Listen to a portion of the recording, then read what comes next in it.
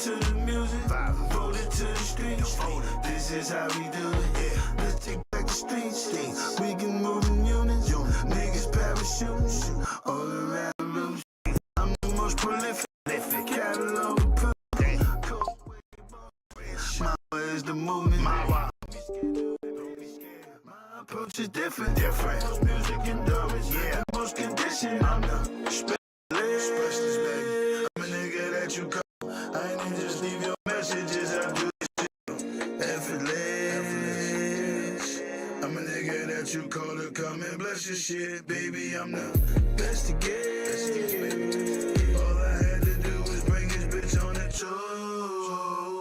I never miss. She said, "Nigga, don't break my heart. I can't take it anymore." That bag, I get it up and switch it up like Cassius Clay. Said I need a bitch so bad that when I fuck her, she can stay. And that loyalty is earned, but that respect you gotta take. Man, I said that pussy well like Reggie Miller from the tray. She go cray, I go eight, I go gorilla, no bait. She pop pills and smoke that vape. 200 out that verse, one take. She on that beam, I'm on that lean. They go crazy, say low green. No money out, all money in. In the Hall of Fame of serving fiends. Montana. Blowing hella pieces, vibing to the music, voted to the streets.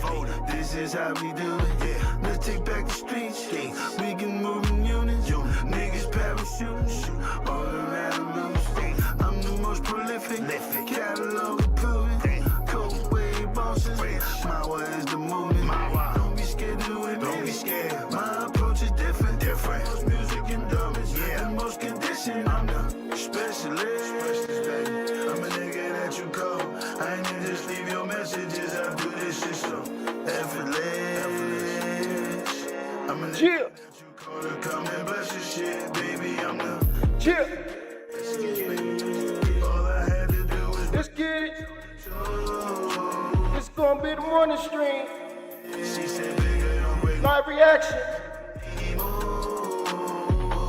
Mike Epps and Shannon finally got to sit down.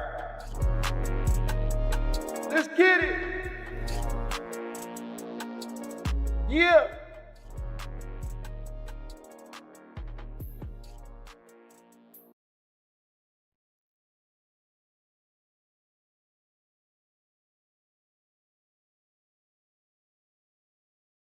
Yeah. Like I was saying, live stream.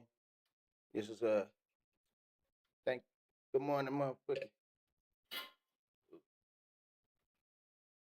Good morning, motherfucker. Twitch and YouTube and shit. Got here another live reaction. This is a motherfucker. This is got a live reaction right here. This is Shannon Sharp and Mike Epps. This shit been waiting. We've been waiting on this for a long time to drop. You know what I'm saying? It was I'm 2 days old. I'm 2 days late, but it's a 3-hour stream. I had to work. My bad. I mean, it's a 3-hour episode, and also I didn't have the time to. I've been working. I want y'all to tap in on those links, and then you can see some of the clips when I put them all up. You know what I'm saying? If you don't feel like watching the whole thing, going through it, I'm gonna have clips of pivotal moments, pivotal times. You know what I mean? Yeah, excuse me. Pivotal times, pivotal moments in this interview. You know what I'm saying? Bluetooth disconnected. You know what I'm saying? You understand? You understand? Welcome to the live stream reaction. We're gonna get it popping. Yeah, no?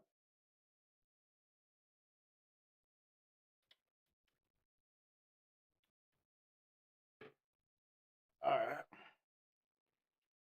So, let's get it.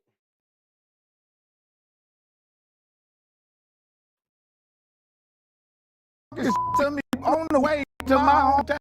When you got to the airport, motherfucker, Shannon Sharp here. That's all. Shannon Sharp at the hotel. Talk to a man, Turfy, talk to him. I can take my motherfucking jacket off too. All my life, been grinding all my life. Oh no, this shit lagging. I ain't going for that.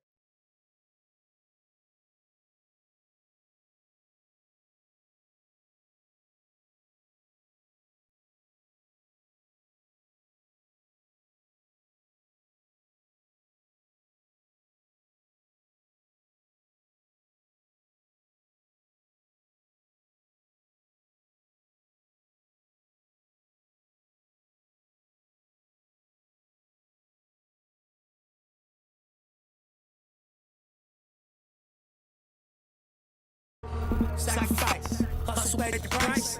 One slice, got to roll the dice. That's why all my life I've been grinding all my life. All my life, been grinding all my life. Sacrifice, hustle pay the price. One slice, got to roll the dice. That's why all my life I've been grinding all my life.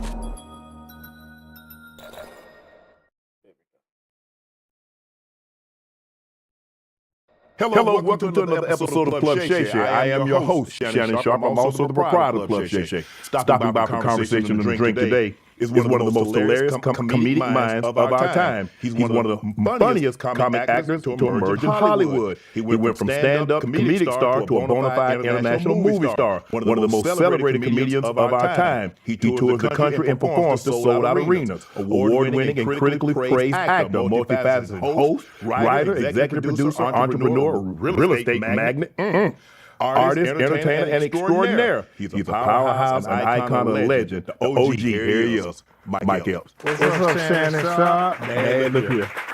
Hey, you know this like not to happen. Fuck you, Shannon. Man, I ain't gonna lie to you, Mike. You had me on floor, I was gonna whip you.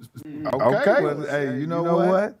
Hey, you ain't got your boys here now. You get your ass tore up. What's up, Shannon? We ain't never between us. You know what? I ain't gonna be no old person. But you know what? I know you're a football player, but I ain't turning down no fades though. If we would have gotten in a fight, I wasn't gonna turn down the fade. You are not talking about you gonna shoot me. You ain't been there talking about you ain't want to be I never said that I was gonna shoot you, bro. What you say? Shannon, I didn't say that I was gonna shoot you. But the little homies gonna probably tear your ass up. I wasn't finna fight your big ass, man. Let me ask you this. I seen you at the where did I see you at? Whole Foods in Atlanta. And you was nice as hell to me. That's what took me by surprise. What? I said, hold on. I'm saying to myself, I said, hold on. I just saw this man at Whole Foods. We exchanged info. You hadn't did the interview with Cat. The Cat thing, that's... He ain't say shit about you. Look. I could have put you in there. You did. You did say my name. Oh, Lord. I said Mike Epps was great. You said my name. No, nigga. The way you said my name, you said it like you was trying to set me up to get him to talk about me. I watched the interview, Shannon. This is what I said. I said Mike Epps played that. I said, can't nobody else play Day but Mike. That ain't, you might have said that, but yes. but you did say some other shit that and where I was up with that at, Shannon, to be honest with you, bro, I respect your podcast, I respect you getting your money. What threw me off was I'm like, this ain't interviewing nobody but comedians. Yes. That's what threw me off. Why? Because I'm like, this is our business, and look what Cat the shit up. So hold on. I can't even do this shit now. That nigga broke the record. Why am I doing this shit? So let me ask you this, because I did catch a lot of flack.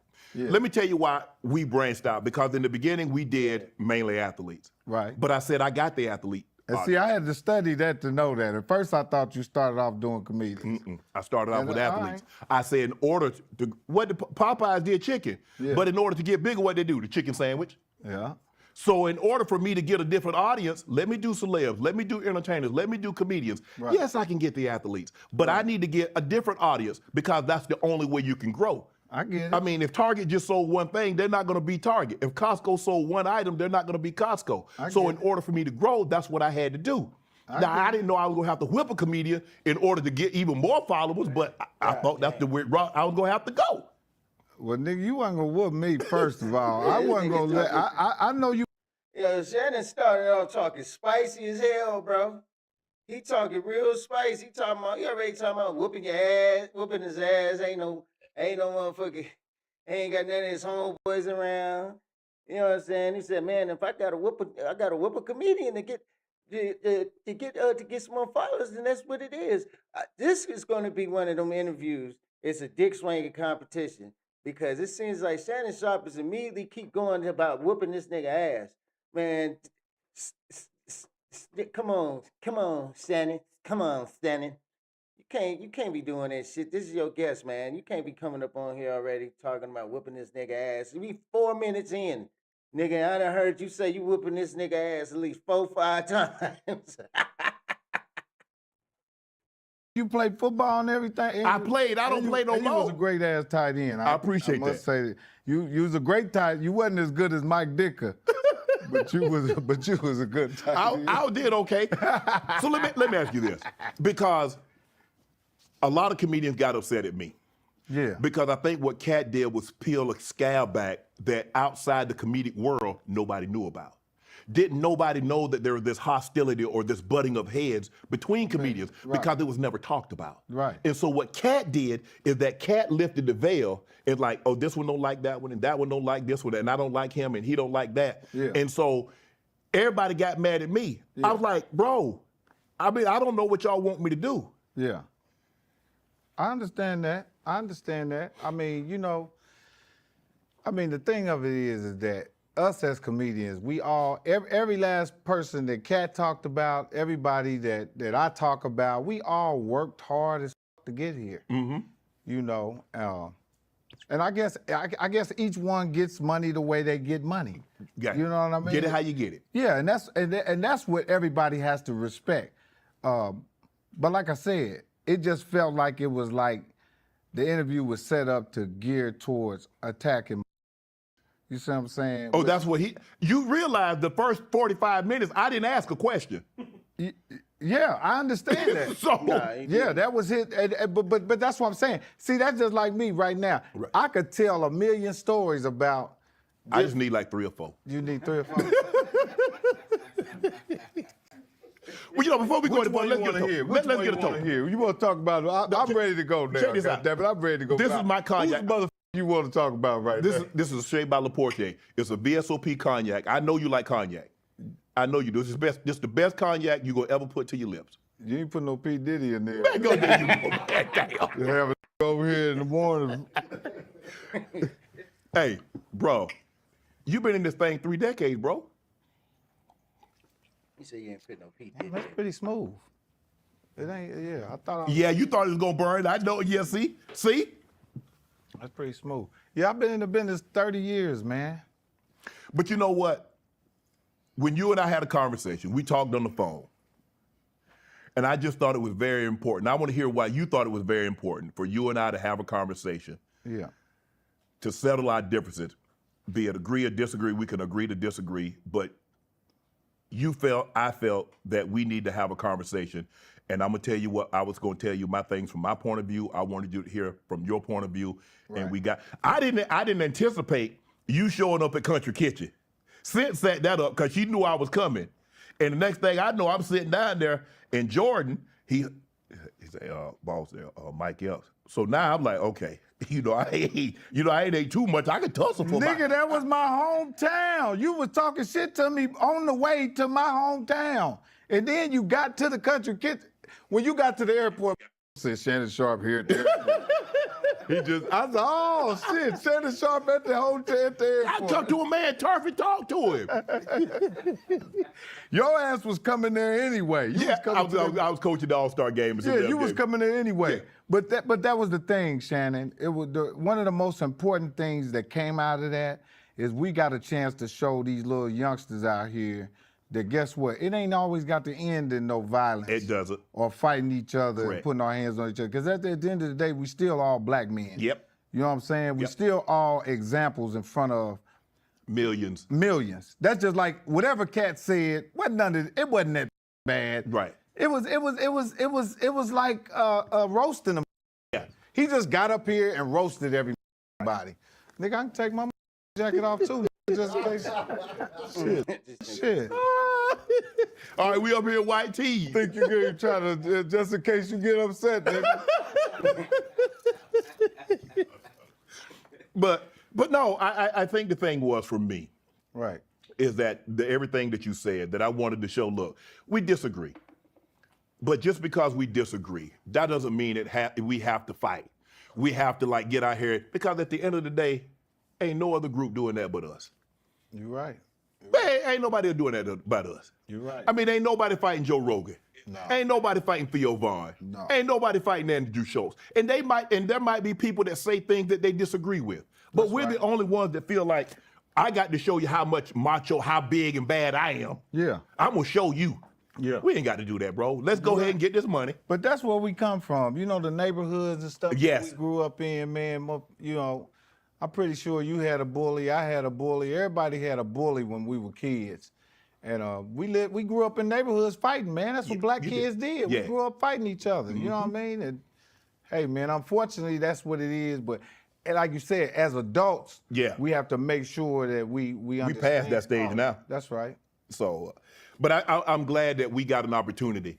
But do you feel that's an obligation? Because everybody refer to me as, they call you the OG. Yeah. Do you feel like we have an obligation to our community to show that there's a better way outside of violence to handle the difference? We do. We all are responsible for the youngsters out here because they watching us. Yes. You know, and if you are somebody that the kids are watching, whatever you do, they're gonna do it. Yep. And sometimes you can't even see your influence. You doing some shit you don't even know somebody's copying you. Nope. So we are responsible for that. And that's the hardest part about coming from where we come from is that a lot of us don't want to take the responsibility because we so used to being. I'm who I am. Yeah, I'm who I am. Yeah. No matter what age. Now you gray and you old doing this shit and you look stupid as a. Right. Yeah. Because if you think about it, think about everything you see these NFL players do. When they start doing all this stuff like this, what the college kids do? What the high school kids do? They start doing it. Steph Curry hit a three and do this right here. What they doing in college? Yeah. So you are influential, whether you choose to be or not. Right. And I think you should take responsibility because all the positive that comes along with it, you're so accepting of it. The money, the fame, the attention, the adulation that comes along with it. Right. So I think we do have an obligation, Mike, to like put our best foot forward. We do.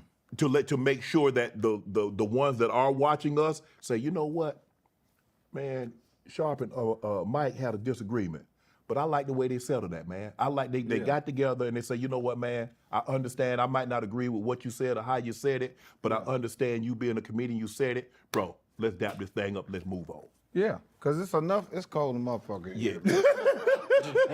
Nigga got this motherfucker on jail, on hospital in this motherfucker, man. Cause it is enough situations out there to show that or where it couldn't come to an agreement. And it's enough, like you said, it's enough doing that. Yeah. We don't have to do it. Right. So when Cat came, like people like, man, you said Cat, I say, first of all, when someone comes sit down, I'll always ask them, is there anything you don't feel like you don't want to talk about?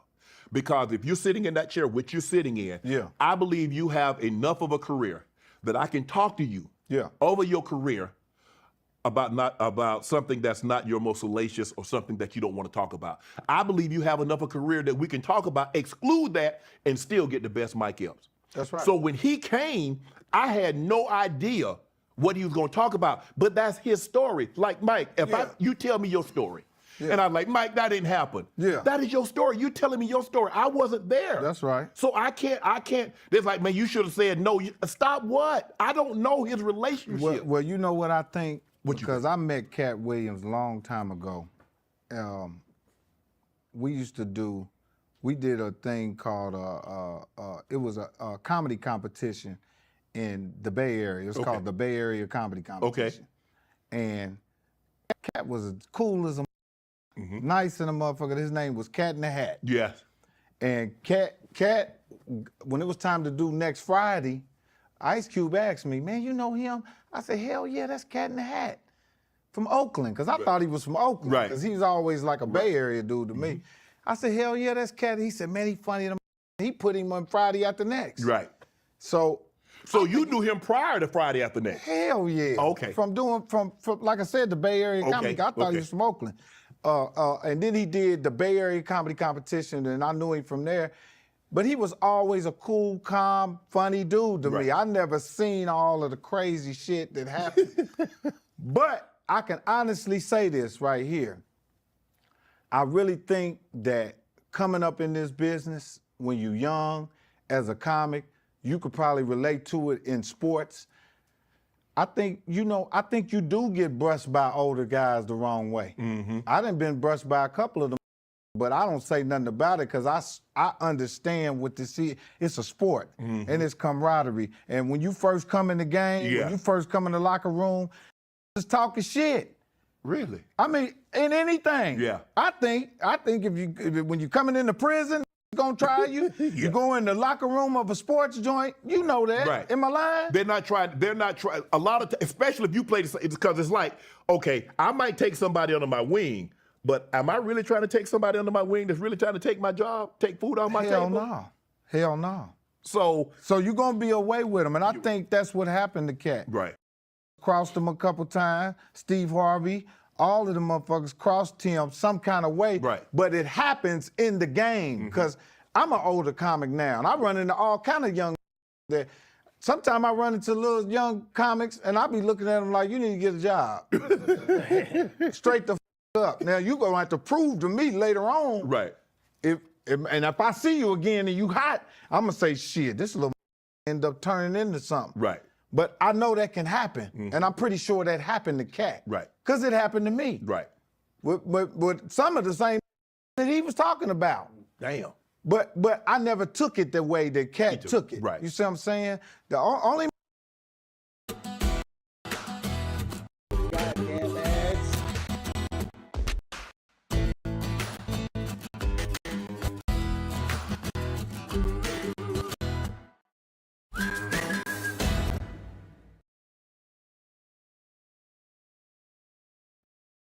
that I took that from when me and Kevin Hart had a little problem. Yeah. Is Kevin was a dude that had came right up under me. Right. You see what I'm saying? And he blew up, and he got famous, and he got rich, and they were no longer talking about Mike Epps. But before Kevin came along, they was talking. I had this shit locked down. Right. I did. I was out on the road, but I didn't know that other part of the business, which was business. Business. You know, I got in show business, and all I was good at was the show part of it. Cause I didn't grow up under business. And all I could speak for was really my work, which in later on in life, that shit ended up helping me because I did good work. And I didn't get the big accolades, but I did good work. But Kevin Hart knew how to do that show and that business. So he was able to get in there, and then I had to end up learning from him. Damn. That's how that shit worked. Yeah. The old learn from the new learn from the old. And I didn't understand that. So I took it to heart. You know, I took that shit to heart. I was looking at him like, shit, this is a little dude that came up under me that opened up for me. That sometimes I put money in his pocket. And he don't remember, but a couple times I've seen him and he kind of brushed me the wrong way. And see, people do that shit sometimes, especially if you get some success. Sometimes if you get some success and you hot and a person see you and you don't respond to them or act a certain way with them, especially if they are OG to you, they'll take that shit to heart and all. This motherfucker think he better than me, you know? That's how that shit ended up happening. And I told him that when I seen him, I said, you know what? You actually end up putting fire under me. That's what it ended up actually doing. It put fire under me because at the time, man, I was settled in whatever the I was settled in. I needed some young to come along that was hot and the people was loving them and looking at me like, what you gonna do? You know? That shit hurt, but at the end of the day, I'm like, okay, you know what? I know what I got to do. I got to stick it to them. So I just went back to my regular roots, to who I really was and how I started comedy, you know. And that shit helped me, propelled me to keep going and stop looking at the new, stop looking at the old, and just focus on what you got. Cause there's only one Mike Epps. Ain't gonna be no other Mike Epps. Only one Mike Epps. Go do Mike Epps, and you're gonna get whatever you get from that. And once I focused in on that, I was able to breathe and I'd be free and not look at the young coming up or the old. So in other words, a lot of what Cat was talking about, that some people rubbed him the wrong way. Some rubbed you the wrong way. You just didn't take it the way Cat did. Right. And voiced it. Because you could, but you're like, you know what? Let me leave well enough alone. I'm eating, I'm okay. Yeah, and that's a testimony to believing in yourself and believing in your art.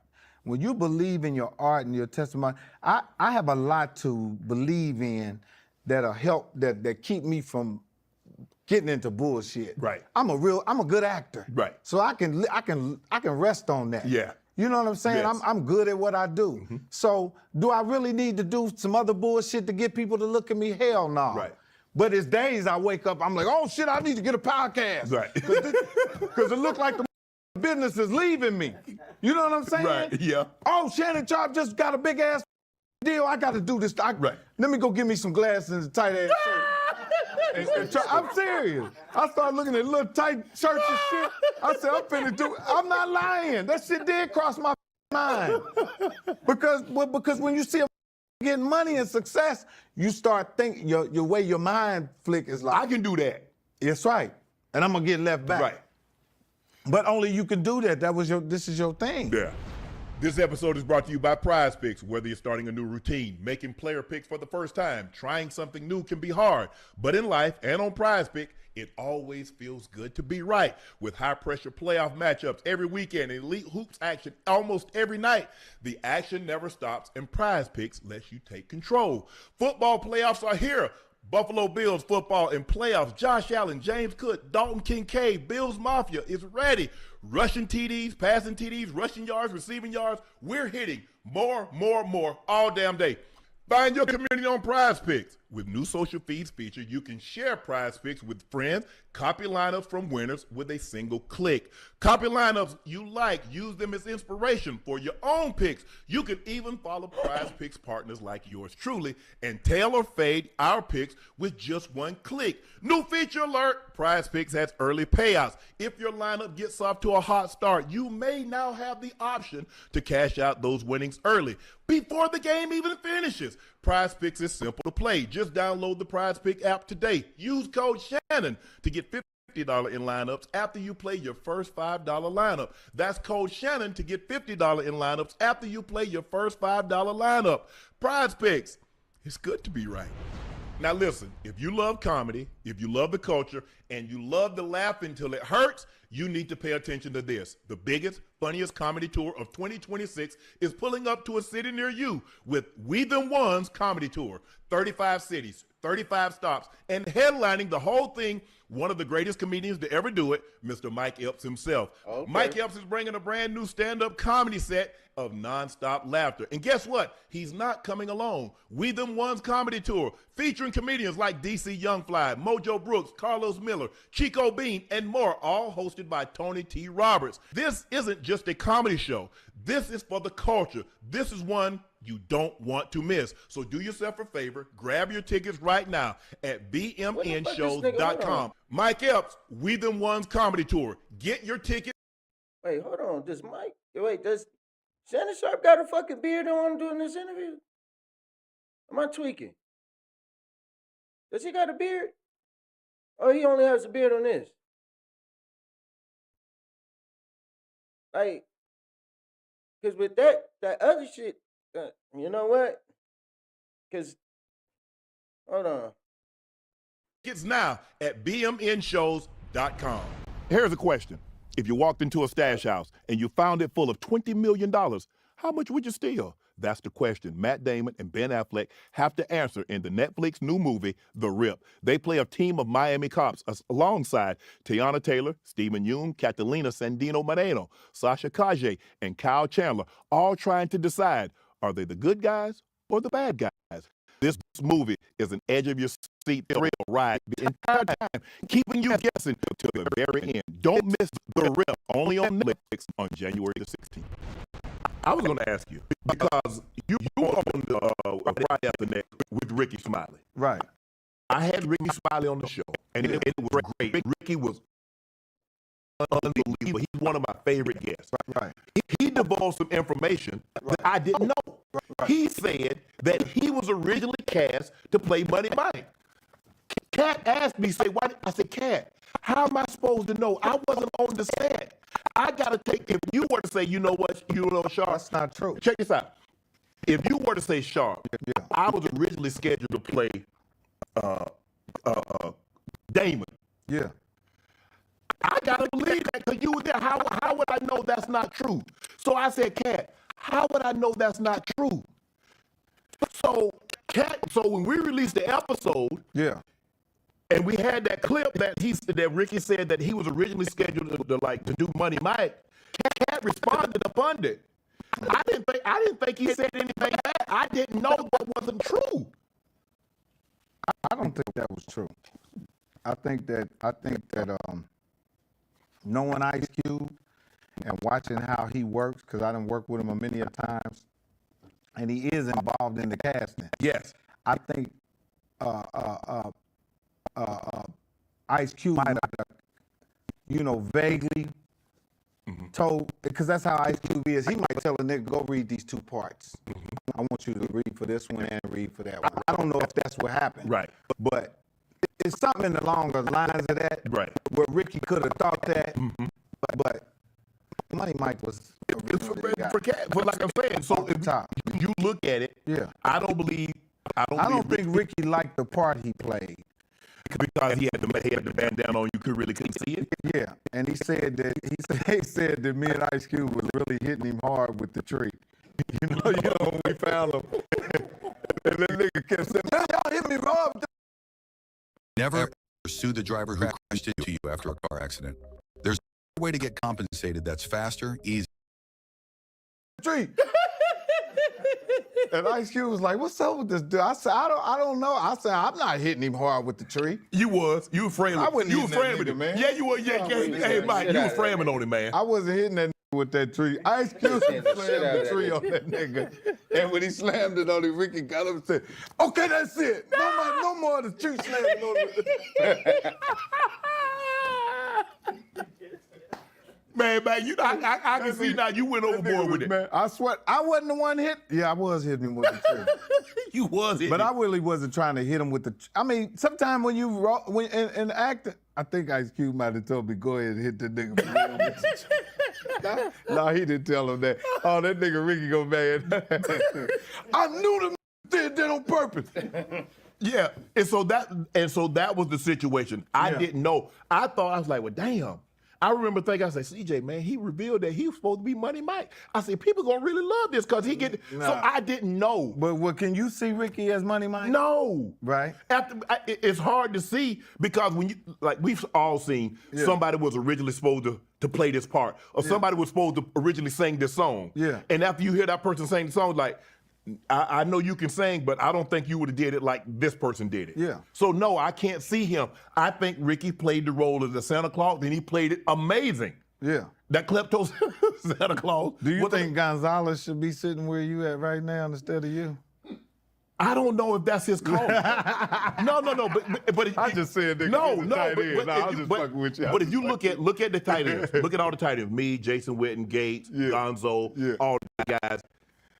No, you took that shit to the next level though. You made it where you was the first tight end that was catching it. Yeah, but I think the thing is, you know what it is, Mike? You said it all. When people come sit across from me, Yeah. within the first 5 to 10 minutes, they look at me and they say, "This man ain't judging me." Whatever I've done or haven't done, I don't look at somebody with judgmental eyes, and so they're willing to open up to me because I don't have any judgment. That's good. And I think that's the thing that people love about me. I don't. You got them drunk, or I didn't lead nobody. I don't make nobody say anything. So I was the question. They just want to you like a detective. You make them tell on themselves. Like on First 48, you just sit there and just tell the nigga all that shit. That's because most of these need a daddy. Exactly. You look like a daddy to some of these. But let me ask You don't look like no daddy to me. You look like a big old. You older than me, Mike. I ain't older than you. How old are you, Shannon? 57. How the fuck am I older than you? I'm 55. Do I look older than you? Kinda. Hell no. Stop cutting your face like a white man. Exactly. That's what I was just about to say, nigga. You over there shaving your facial hair off. Nigga, he showed his age earlier when I seen him do the motherfucking promo for Mike. He had a motherfucking full beard. I'm like, oh, wait a minute. So this nigga can grow facial hair. Now when he shaved his facial hair off, the nigga look like he drive an ice cream truck without no windows in it. You feel me? You know what I'm saying? He looked like he out there hunting. If you get what I'm saying. But I digress. But this is a good interview, though. This is going. And let the beard grow on your shit. See how old your old Southern I ain't ass never had no looking facial ass hair, man, nigga. because I ain't never had no beard, you know. That shit won't grow. It'll grow, yeah. But I shave Nigga, every that day. shit won't grow. You got I shave every day. No, I ain't got no splotchy. That ain't patchy. I ain't got to do no filling. No, You gotta walk around like a white man. All your shit shaved like that. And so, but I think the thing is, when Cat came on, though, everybody that Cat was really talking about had already been on the show. Yeah. Ricky, Said, Steve. Yeah. And the thing is, with Said, I asked Said, I said, Cat said you stole one of his jokes. Said, well, Shannon, if you take the timeline, it don't add up.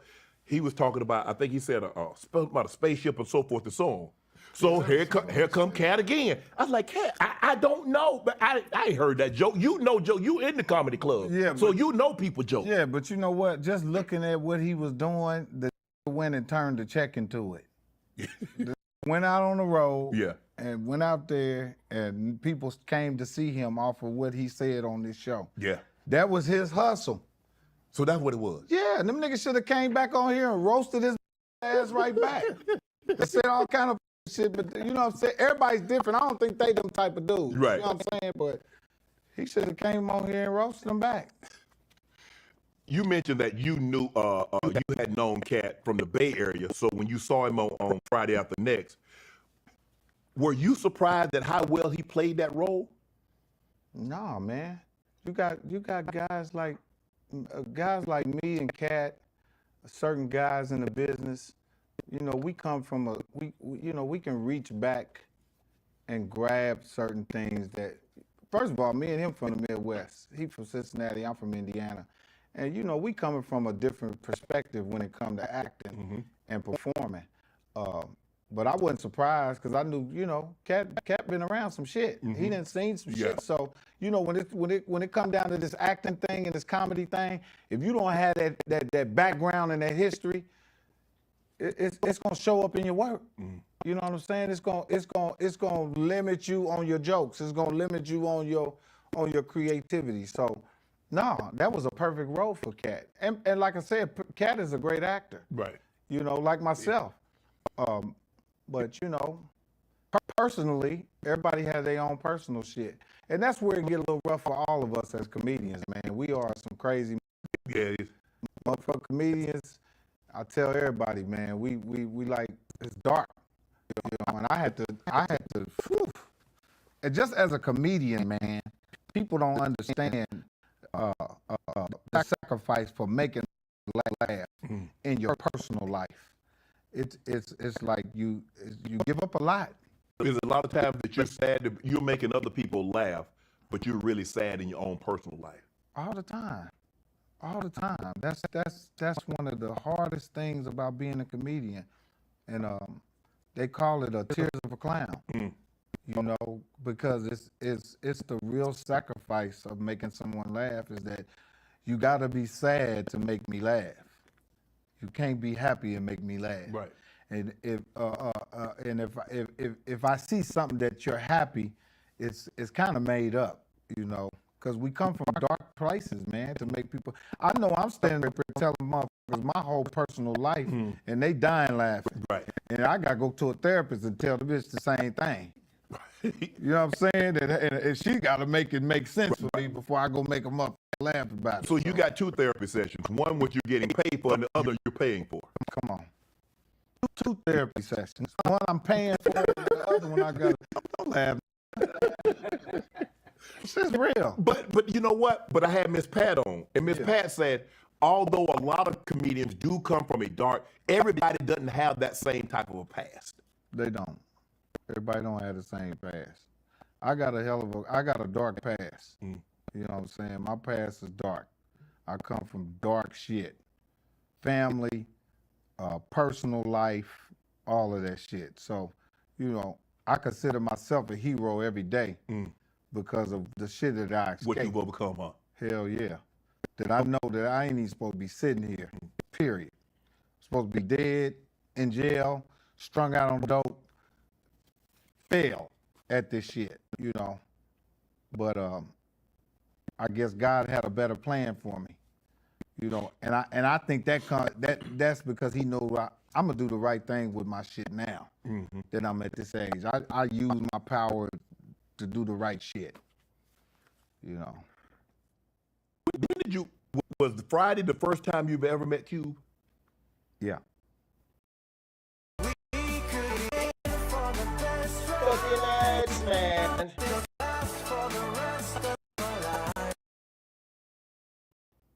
So how did he get the call? Okay, obviously the first Friday was Chris Tucker. Yeah. So now Tuck's not coming back, so he's gonna have to move this franchise in a different direction. Yeah. So Smokey was his homeboy. Now he need another homeboy, Day. That's gonna be obviously probably 300-400 people read for that part. Yeah.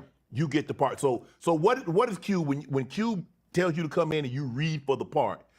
Did he tell you anything? So how did you create this character, Day? Well, at the time that the first movie that I did when I got to LA was 3 Strikes. It was a movie called 3 Strikes with DJ Pooh. I met Pooh. He said, "Damn, boy, I wish I would have used you as the main role," even though my man Brian Hooks did a great job. He said, "Damn, boy, I would have used you as a great." I said, "I know, man." So I did a small part in that movie, but my manager, who's still my manager, his name is Niles Kirshner. When I first moved to LA, and this is some funny shit. When I lived in New York, Red Grant, Yeah. your partner, Yeah. We played ball together state. yes, Red Grant used to come to New York and sleep on my floor. Damn. When I moved to LA, I rode a bus from New York to LA. That probably take you a week. 7 days, yeah. Took me 7 days. Cause they stop everywhere. You did it before? It took me like 6.5 hours to get from Glenville to Columbia, South Carolina. That's crazy, right? I said, God. Yeah, they stop everywhere. Yeah. So I took the bus out there, man, and Red Grant said, "Man, I got an apartment over here off of Venice, man. You can come stay on my floor." I said, "Come on, Red, I'm gonna stay on your floor." I'm sleeping on Red's floor, man, and I had a little partner, man, named Lil Marcus, Baby Looney. He was a straight gang member, but he was so nice to me and cool. I never seen that part That of side of it. They said he was a straight hitter, right? He was telling people he was my manager, so he'd take me up there to the comedy club. We at the comedy club. My man Niles, who's my manager now, he was a manager at Jamie Foxx's management company. Okay. Which was Marcus King and his wife, and that's who I was signed with. Niles went to school with Matt Alvarez, who was the producer of Next Friday. Okay. He said, "Man, we got to get Mike up here to do an audition." I went up there to audition, and when I came off the stage, man, my man Baby Looney said, "Mike, Ice Cube want to holler at you." And when I turned around, man, I seen Ice Cube and John Singleton standing there, and I almost peed on myself. I said, "Damn." And he said, "Can you act?" I said, "Hell yeah." And he started putting me on the auditions. I started auditioning for it. Every time I show up, I see a lot of comedians audition for it. Now, don't forget, everybody's trying to audition for this role that Chris Tucker didn't want to do no more. Right. Which was Next Friday. Correct. Yeah. I mean, was the first Friday. So this role was really hot in Hollywood. And I'm performing and auditioning. A bunch of comedians that I know was auditioning for it. Every time I audition for Ice Cube, when I'm done, he look at me and go like this. So I'm like, okay, I got this. So I'm thinking in my head, okay, I got this motherfucker. Make a long story short, unfortunately, my little homie that was bringing me to the auditions, man, little Baby Looney, he got killed. Got murdered up on Sunset, man. I'm talking about a beautiful young brother, man, but was in the streets, wasn't no joke. Good little guy, right? Gets killed. The day that I went to his funeral, I left his funeral and took my funeral clothes off and put my regular clothes on and went in that audition and got that role, man. And that day that I pulled up, I seen Marlon Wayans, all kind of.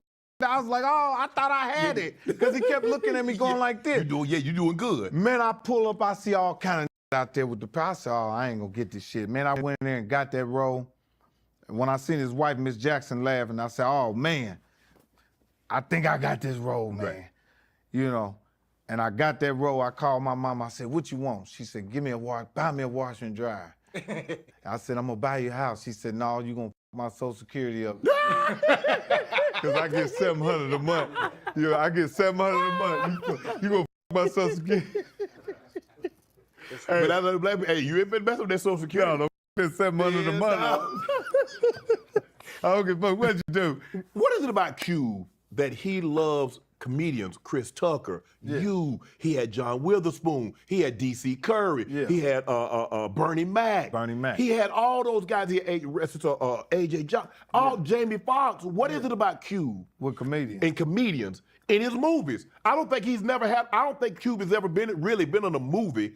Obviously, you know, the Triple X stuff. No, that he did. Yeah, he did a few. He did, but for the I get what you're saying. Johnson Family Vacation and all that other stuff. Let me say this about Cube. As long as I've been I've been a fan of Ice Cube since 89 NWA. 90, yeah, NWA. He's always had, if you listen to his music, he always had a comedic sense to his music. Mm-hmm. Once Upon a Time in the Projects, you know, I mean, on and on and on. And I think that he's a comedian in his own right, you know, so he knows how to work with comedians. He knows how to be the straight man. He knows how to be that guy that'll play off of you and let you get your shit off. Yeah. Like he did for me and Cat and all the rest of us. Everybody that Cube touched on the comedic side, gold. Now, on the other hand, you have to have it to bring it too. You know, I tell people all the time, man, Cube put me on. I put the movie on too. I made that character. You did. The franchise of a movie too. Right. You know, so it takes both moving parts to make the shit work. Yeah, I mean, now that I think about it and you look at all the comedians that you say, there are a lot of comedians, obviously, that were reading for the part. Yeah. I don't know if they could have played Day Day like you. No. Because that's how Cube wrote it. And unfortunately, it would fitted me, because if he would have wrote the character different, might have been a different story. Right. So, you know, he's a genius when it comes to that. Hey, what's up, y'all? It's your favorite Unc, proud partner of Rose Sparks. Have you ever had one of those nights? Maybe you're watching a movie, you're laughing, she snuggles in closer on the couch, and boom, it's on. Now in these moments, you can't get caught slipping. You gotta be ready to perform like it's the big game. You hear me? And that's what Rose Sparks come in. These bad boys dissolve right under your tongue. No water, no worries. And here's the kicker. That dual action formula stays active for up to 36 hours. Nah, you ain't hard for 36 hours. Let's get that straight. But when the moment strikes again, you're ready to rise to the occasion. With Rose Sparks, you get harder, you get more control, and everybody's leaving. I do not feel comfortable with this nigga motherfucker, with this shaved face talking to me about motherfucking erectile dysfunction. For real. Nigga, is this what you, why are you promoting this? Like, nigga, this what you and your boyfriend, that stylist at the basketball game, motherfucker, use? I don't want it, nigga. God. Leaving the room with a smile. That's what I call a dub, baby. And check this out. If you prescribe the new sexual health patient and get $15 off the first order of Rose Sparks on a reoccurring plan, just go to ro.co/Shay to find out if prescription Rose Sparks are right for you. Again, that's ro.co/Shay. Now, you know your aunt got to shoot you straight. Rose Sparks is a compounded drug. That means it's allowed to be prescribed under federal law, but it... Nigga, how long you gonna keep talking about this shit? Can we get to the real interview, my nigga? God damn, I don't want to fast forward the shit because I don't want to miss nothing else. But come on, my nigga. Isn't FDA approved, and it doesn't go through their reviews. For the full safety info, hit up ro.co/safety info. So fellas, stay confident, stay ready, and let them sparks fly when the moment is right. All right, guys, it's your favorite Unc. Let me keep it a buck with y'all. I got some real big goals lined up for 2026. I'm trying to lock in on my fitness, keep my mind right, eat like somebody that actually reads the nutrition labels. But to hit all those goals, I need somebody that know what they're doing, like a trainer, therapist, a nutritional expert, folks who really know what they're doing. And that's the thing. It's hard to find people that are good at their job. It's just like that when you're hiring a team, you're wondering, how do I find the best of the best? Easy.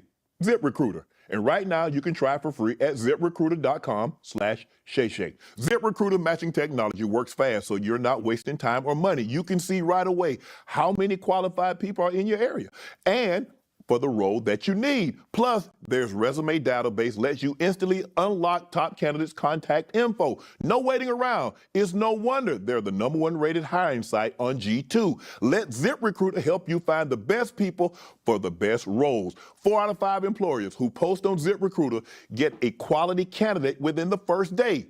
See for yourself. Just go to this exclusive web address right now and try ZipRecruiter for free. ZipRecruiter.com/ShayShay. Again, that's ZipRecruiter.com/ShayShay. ZipRecruiter, the smartest way to hire. Now listen, if you love comedy, if you love the culture, and you love to laugh until it hurts, you need to pay attention to this. The biggest. I really don't feel comfortable with a nigga named Shay Shay telling me about motherfucking dick hard pills, man. I'm sorry, man. It just don't sit with me right. I had to go grab me a salad though. That might sound a little sweet to me, like a cake ass nigga, but I don't give a fuck. Funniest comedy tour of 2026 is pulling up to a city near you with We Them Ones Comedy Tour. 35 cities, 35 stops, and headlining the whole thing, one of the greatest comedians to ever do it, Mr. Mike Epps himself. Mike Epps is bringing a brand new stand-up comedy set of nonstop laughter. And guess what? He's not coming alone. We Them Ones Comedy Tour, featuring comedians like DC Youngfly, Mojo Brooks, Carlos Miller, Chico Bean, and more, all hosted by Tony T. Roberts. This isn't just a comedy show. This is for the culture. This is one you don't want to miss. So do yourself a favor, grab your tickets right now at bmnshows.com. Mike Epps, We Them Ones Comedy Tour. Get your tickets now at bmnshows.com. What's some of the best advice Cube has given you? Imagine being able to build an app with your name on it, just by thinking about it. Meet Base 44, a complete AI creation platform. Describe what you want, and watch it take shape. You can plan. You know, Cube always used to tell me, it's a marathon. That was one of the things that stuck to me. He said, "Man, this is not a race. This is a marathon." Because I think he caught on when I was younger. Mm-hmm. Like, this dude want it now. Right. This dude want to make it now. This dude. You do realize that a marathon is a race. You meant to say this is a sprint. You know what I'm talking Yeah. about. It's not a sprint, it's a marathon. Yeah, I get what you're saying. Yeah. Yeah. So this nigga here. I knew you was gonna get me on here and do a Sesame Street thing with a nigga, man. Hey, look, the man said, take your time, do it right, so that you could be here for a long time. Right. And I took that advice, you know. And to this day, I think Chris Tucker is mad at me because I did the next Friday.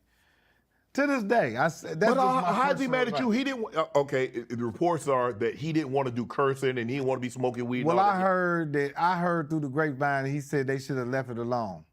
That they f***ed it up by keep doing it. It's too much money to be made. Well, you know, You can say that same thing about The Godfather. They should have left it alone, but they had 2 and 3. that was it.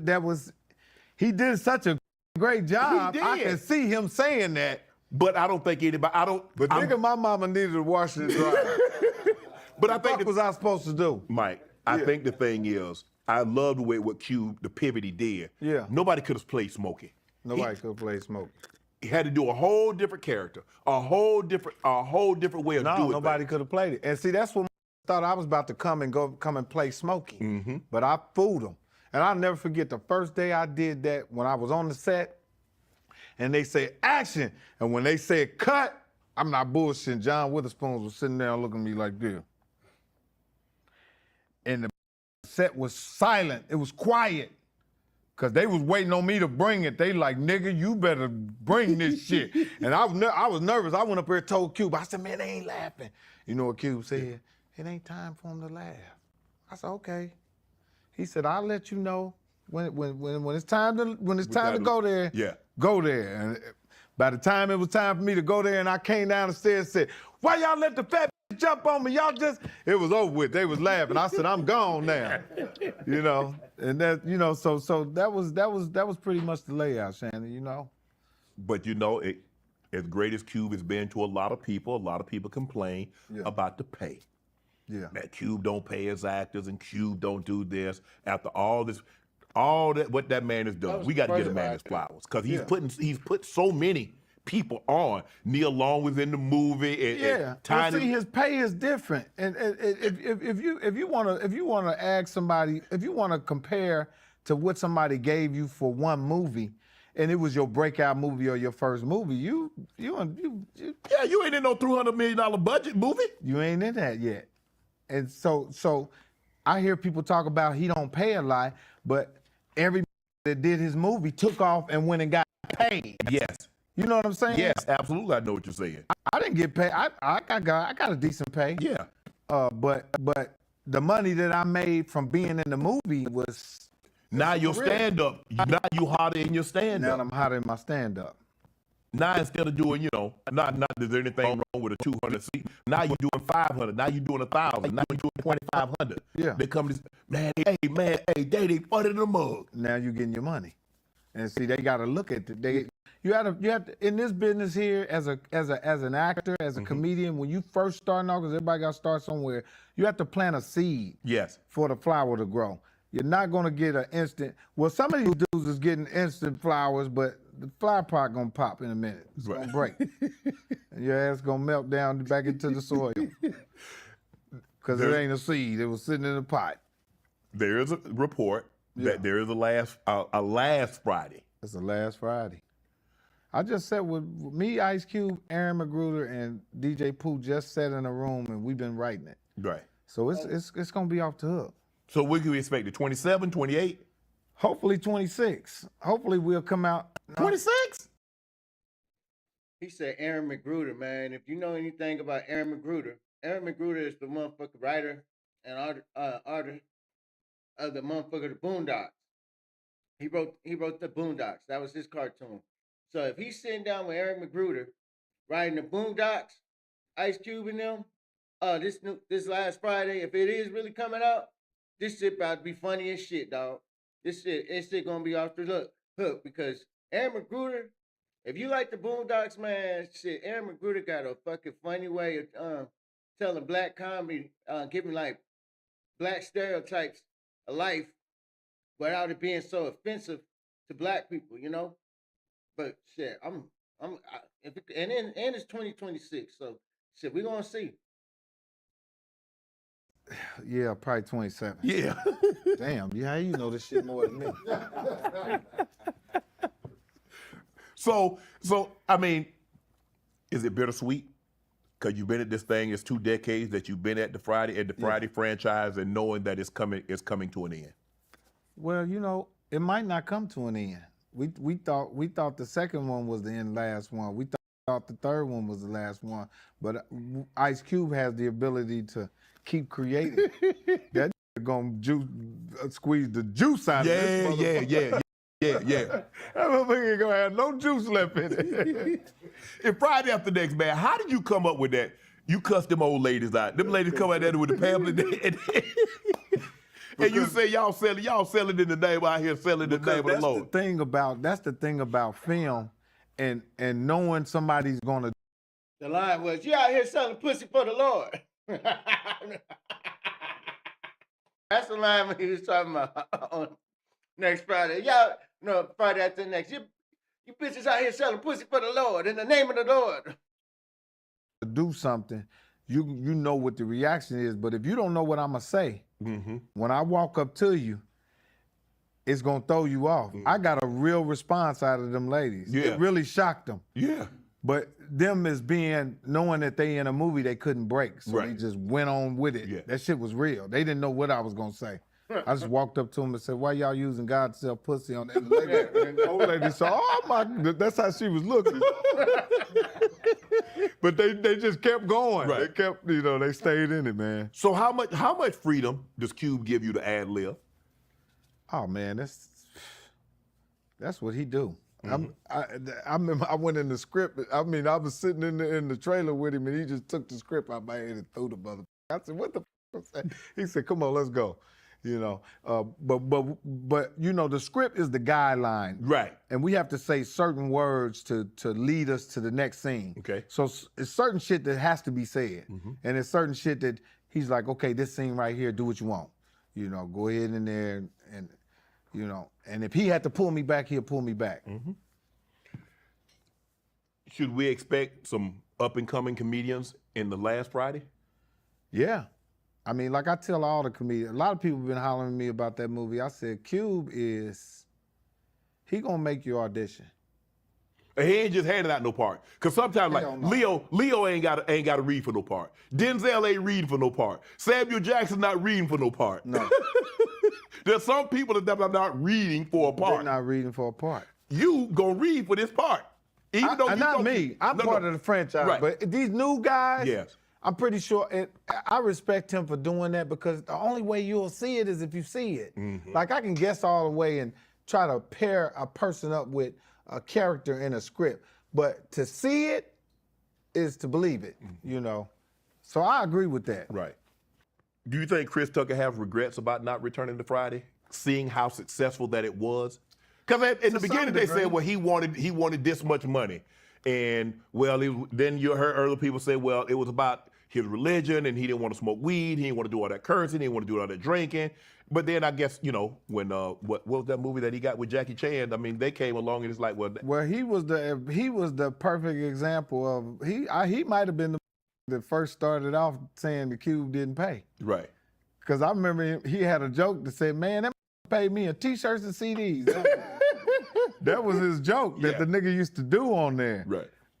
And then, but what he did with that role was crazy. He went and did Rush Hours. And Rush Hour, Money Talk. So he went and got paid off of Right. the role. Do I think he regret being in it?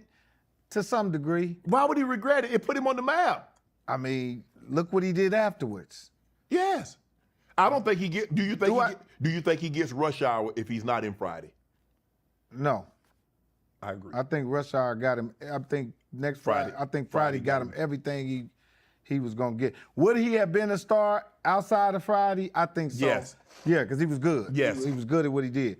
But definitely the Friday role put him where he was. It You know was what I crazy. mean? I mean, And I'm glad that they didn't do it. Don't do another. I was waiting on him to say he wasn't gonna do Rush Hour. I was gonna ask him, hey man, they got a light-skinned nigga that'll do all these roles this dark nigga won't do. Did you feel pressure? Because even though that was a different character, Yeah. you were a comedian, Yeah. replacing a comedian Yeah. in the franchise of Friday. Did you feel pressure? No. I didn't feel no pressure because of where I came from, how hard I worked. You gotta think about it, Shannon. I lived in New York for 10 years, man, doing $50 rooms, $25 rooms. Damn. You know, yeah, not making no money, man. You know what I'm saying? So that true, like Not making no money. we had Roy Woods Jr. on. He's like, hey, sometimes, man, all they pay you in buffalo wings and drinks. Yeah, well, I don't know where that nigga was performing. I always got a couple dollars for performing. $20. At least some gas money out this. Roy, where the was you performing that when nigga gave you some chicken wings, nigga? You parlay Friday after next to All About the Benjamins. Yeah. All About the Benjamins. That was a script. Me and a partner named TC, my partner TC, we found the script, took it to a guy named Ron Lane. Ron Lane wrote it, took it to Ice Cube. Ice Cube rewrote it, and we shot the movie. So at least the second movie, I brought it to Ice Cube. Right. You know what I mean? He put me in one, then I brought him one. Yeah. And that movie was incredible too. It was. But you said that was like, you had a lot going on doing All About the Benjamins. You had a lot going on in your personal life, in your private life. Yeah. How were you able to, because as a professional athlete, we have to compartmentalize. Yeah. I got to play the game. Whatever I got going on at home, whatever I got going on, the game is the most, so I'm going to focus here. Yeah. Now, once I'm done with the game, I can decompress and I can deal with whatever I got going on outside of the game. Yeah. How were you able to compartmentalize? Yeah. Focus on, I got to do this read, I got to get through this movie, but I got chaos in my life. Yeah, well, you know, first of all, the next Friday movie, it did something to me. It fucked me up. I couldn't believe I was famous. I couldn't believe I made it. It really did a mind trick on me. And not only that, I was so upset that I left so many, it felt like I left my whole family and all my friends.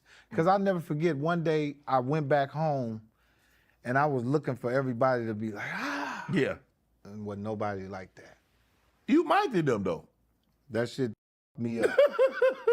That shit me up. And I'm the type of person that, you know, since I didn't get the love, you know, I started getting high. I started doing coke, started snorting cocaine. That was your first time? No, I was doing that shit when I was 14, but I had revisited it. 14? This nigga was 14 doing powder? No wonder why he burnt out, nigga. He was 14 doing powder, nigga. What the fuck? Who was your dad? Fucking Pablo Escobar, nigga? 14, nigga. When I was 14, shit, I was smoking weed and trying to finger fuck bitches, nigga. I wasn't trying to do no damn powder. The fuck is going on, nigga, in the Midwest? That's why that nigga burnt out. Damn. Yeah, first time I did it, I was 14, but I revisited it as an adult. And I started getting high because I really had survivor's remorse. I swear to God, I was so hurt that I left so many people back in my hometown, my friends, because I was really out here by myself, you know. But what were they gonna do? It was they could act, they couldn't sing, they couldn't dance. So why you make it seem like they actually could do something and you didn't help them? They couldn't do what you did, Mike. They couldn't do what I did. And then I had pressure me on to bringing money back home to buy a kilo of cocaine, all kinds of shit. Damn, Escobar. Yeah, because you got to think about it. I came from the street. Yes. I came straight out of jail and started doing comedy. I was in the street, and I wasn't successful at it, you know. And that shit followed me, man. You know. I mean, for a long time, I would come back home, man. It was niggas still talking about I owe them money, and I'm like, shit, I can't pay no old ass 20-year-old debt with you with no money. Man, I tried to buy my friends. I tried to buy my family. I couldn't buy none of them. The ones that were naturally jealous of me, they was just. It wasn't nothing. Nothing I could do to them. One time, I swear to God, I gave my friends, one of my buddies, some money, and that took that shit and threw it out the window. Huh? Hold on. Yeah. Why? Why? It wasn't enough? Well, you know, I think it was just. I think people's perception of what they thought I had, I didn't have it. Mm. You know, I didn't have what motherfuckers thought. They thought you was Eddie Murphy all of a sudden. Hell yeah. I'm like, nigga, shit, I'm one joke away from being right back here with you. Working across teams is tough, but Asana helps you handle it. Asana AI can spot roadblocks and assign work to keep everything on track. That's how work gets handled. Visit us at Fucking asana.com. ass is gonna get on my nerves, man. Standing on the block. But why is it that when I can just speak to our community? Yeah. I'm black, you black, so we can speak on a level that we understand. Yeah. Why is it that when we leave, everybody feel like we owe them something? because we all came from a crab in the barrel syndrome. We all came from crab in the barrel. And if you watch crabs in the barrel, that's what they do. If one of them get out, another one will grab his crab and pull him back. That's why they call it crab in a barrel. And, you know, I think that shit is a derivative from slavery. You know, we all, you know, that shit started, and I tell brothers this all the time, man, we still on the plantation. Mm. You know, we just got clothes, we got more money and stuff like that. But if you think about back in slavery, that shit was real. Mm-hmm. If you seen a brother standing up there with an outfit on in Master's house, you know, you was you had light skin, you worked inside, you had dark skin, you was outside. Yeah, how can I get in? Yeah. How can I get down? Mm-hmm. How can I be a part of this? You know, so that shit is real prevalent. It's still right now. It's still right now. And that's what these dudes don't realize is like, you know, if one brother makes it in this business, he don't understand that he's the guy that they use to make all the other brothers rise to the top. He's the guy. He's the center guy. You know, he's the template of what we are. Mm-hmm. They all compare us like that. I was just sitting on the plane with and it blew my mind, but the shit is real. I was sitting on the plane with an older white lady, and people were speaking to her. She said, "Who are you?" I said, "Chris Brown." And she believed that shit. She said, "Oh, I can't believe I'm sitting here with you." I'm serious. I said, "Yeah, Chris Brown." And something must have hit. She said, "You've gotten a lot older." I said, "Yeah." I said, Rihanna and them wore me out. They drove me crazy. I was talking shit, right? And then she must have called her daughter on the phone. She called her daughter because I seen the lady, she started looking at me like this. You ain't Chris Brown. Yeah, you ain't no Chris Brown. And but it did make me mad because the first thing I said to myself, we sitting on Southwest, heifer. You should know that I ain't no damn Chris Brown. Right.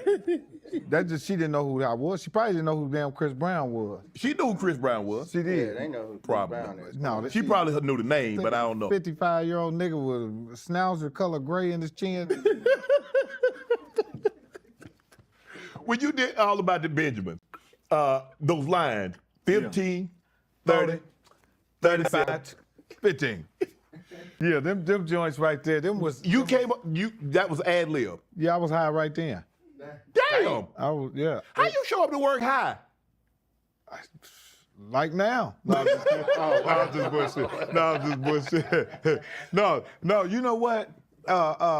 Man, I was 20-some years old. I could do everything at that age. You know, my comedic timing, I don't care what position I'm in, I am able to still tell jokes. You can wake me out of my sleep and I'm gonna crack a joke. That was my calling. This is my only talent that I've ever been able to harness. That's right. I tried all kind of shit, Shannon. I tried to go to the military, they wouldn't let me in there because I flunked the test. Well, that's probably why. Yeah. But military take anybody. Damn, how bad are you in school? You're right. And military ain't really turning out nobody. They're looking for a few good people to die. Damn, you so bad they didn't want you. You couldn't even die. Damn, Mike. What type of shit is that to stop. say?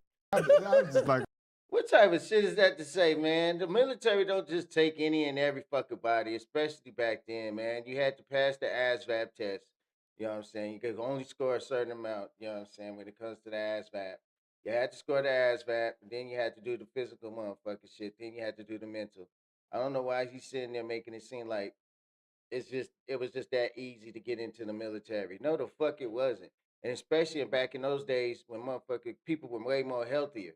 You know what I'm saying? Like they used to motherfucking like I heard about when like motherfuckers would had to enroll in the military instead of going to doing jail time. Like the court would motherfucker you could I heard that you back then you could be like they gonna give me 20 goddamn years. So unless I served unless I enlisted in the army. Yeah, something like that. That's the different circumstances. But if you gotta come, but if you that's court ordered. But if you coming on your own, you gotta pass the ASVAB, bro, and the physical content. So he didn't pass the ASVAB, so that's why he didn't make it. all the rest of these niggas, man. It's all kind of can't read in this thing. You wasn't no scholar, Shannon. No. They probably let your ass get through the No, thing. but I was about to take the test. I was about to go to the Air Force. Did you have good grades in college? Yeah, I got good grades in college. I didn't have no good grades in high school because I didn't apply myself. I was full of, So how did you get to college? Back then, my first year. Your talent. Prop 48 hit in 1986, which means if you didn't score 700 on the SAT, you couldn't go D1. You had to go D2. HBCU. So that's why I ended up going to an HBCU. Yeah, that's why you went to Savannah State. Yes. You was too good to be there. You supposed to been in Notre Dame, some motherfucker. Georgia, Texas, somewhere like that. But you know what's the best thing to happen? Why? Because I sincerely believe I went to a university Where you could get off. they cared about me. How did the NFL find you in that little school? When you good, they find you. Them numbers, huh? Mm-hmm. And I think the thing is, Mike, You is don't that think your brother you don't think your brother put a little nah, light on you? because guess what? He couldn't catch no passes for me. Facts. Now, obviously, there's like he has a brother. Okay, let's go see what he's like. Yeah, come on now. Don't take nothing for Sterling. No, now, no, nigga. no, You no, know no, he no. put the They're heat on gonna your say, ass. yeah, he has a brother.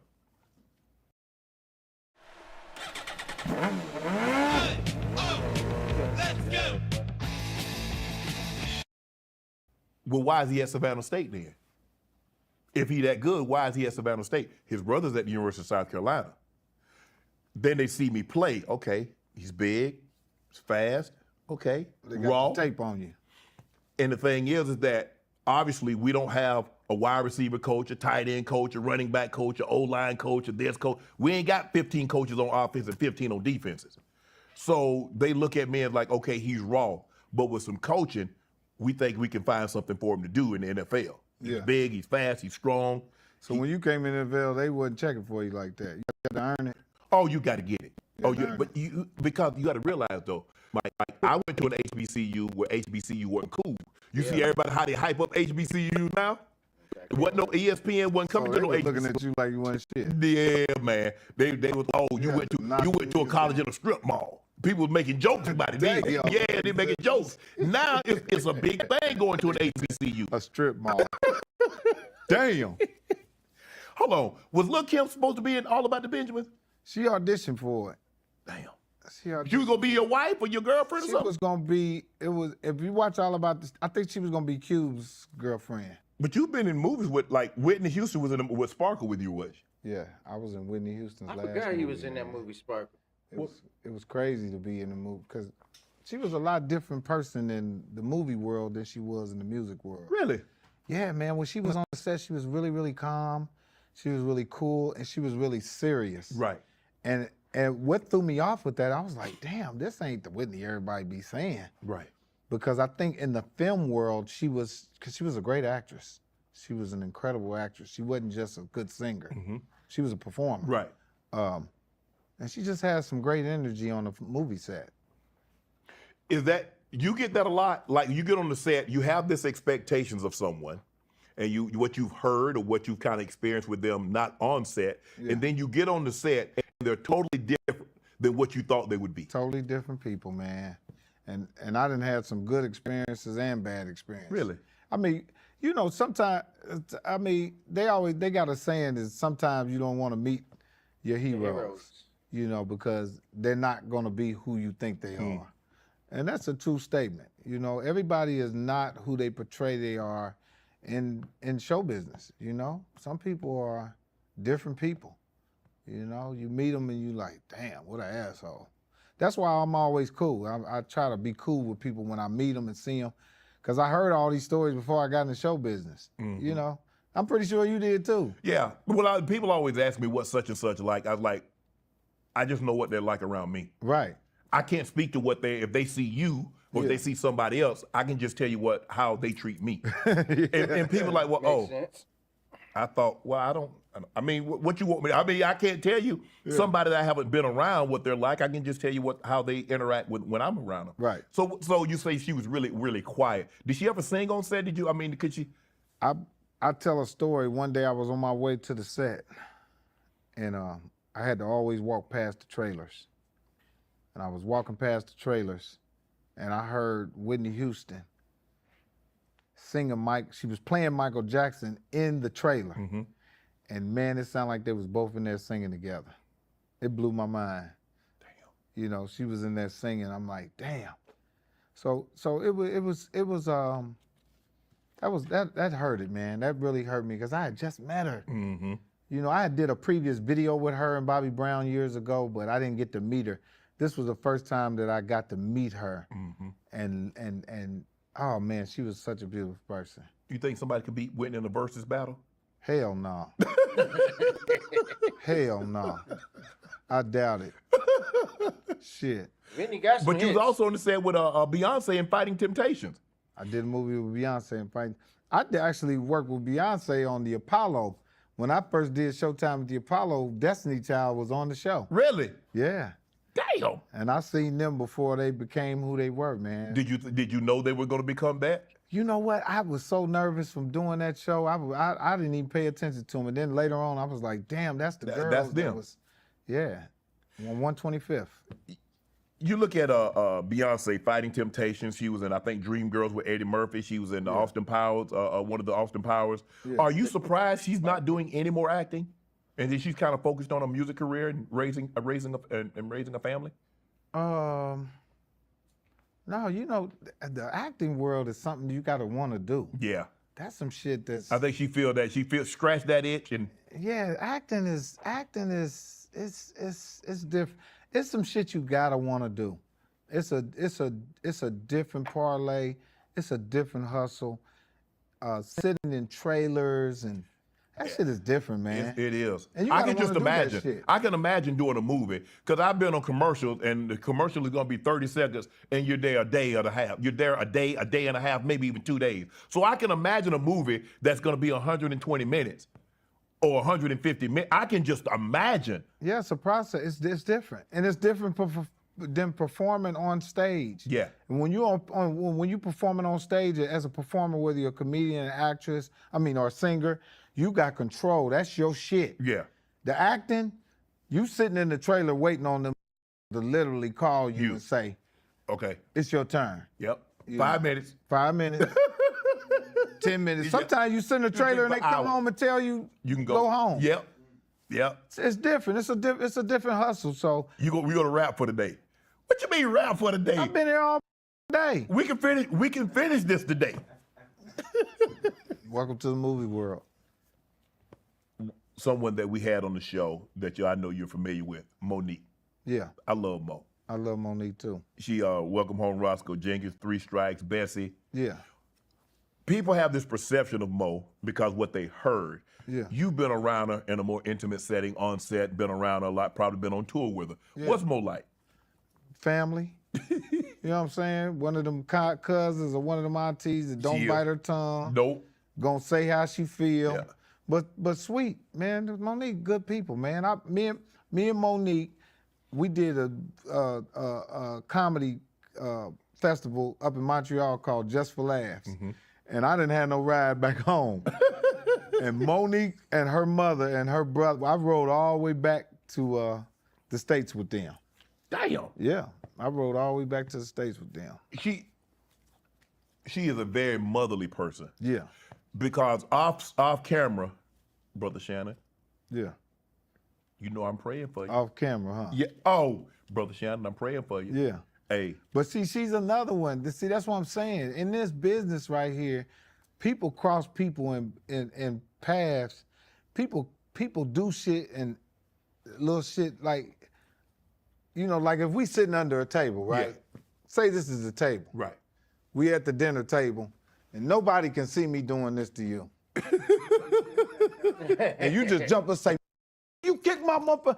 Now, from everybody else's appearance, They like, you overreacted. You're crazy. Yeah. But that's what happens in this business. Wow. People nudge people the wrong way, and they pretend like ain't nothing happened. And you're supposed to take it and deal with it because it's me. Yeah. I'm the one. It's me now. You Right. want to work now. Yeah. You want to be around here. So don't even say nothing about what I did that might have offended you. So if you don't bring it to me, guess what? I'm going to go publicly and talk about every motherfucking body in the business. And I think that, man, I'm telling you, that shit happens to everybody. And if you don't address it to nobody, because what happens is when you get home and you're sitting around, you're like, that. You know what I'm saying? That's some bullshit. And you're really upset because you didn't check them right then. Right. So you go on a platform and just blast it. Being in The Hangover. Yeah. I ask a lot of people, and some people like, hey, an audience is an audience, a funny joke is a funny joke. Yeah. But is there a difference between a black audience and a white audience? Hell yeah. Hell yeah. Money. I wouldn't Craft thought he was gonna service, say shit. that. You can see a whole bunch of differences. Shit. No, but seriously. So so when you go on stage, let's just say for the sake of argument, you in Harlem and you got 5,000 people and they're black. Yeah. Now you go to Oklahoma and you got 5,000. You got to tell different jokes. You do. You do. It's you actually have to tell a different joke every time you go in front of any audience. Really? Yeah. Every audience is different. And black people celebrate different than white people. Yeah. And that's what throws a black comic off, is that when white people laugh, they say, ha, ha, ha. Black people, you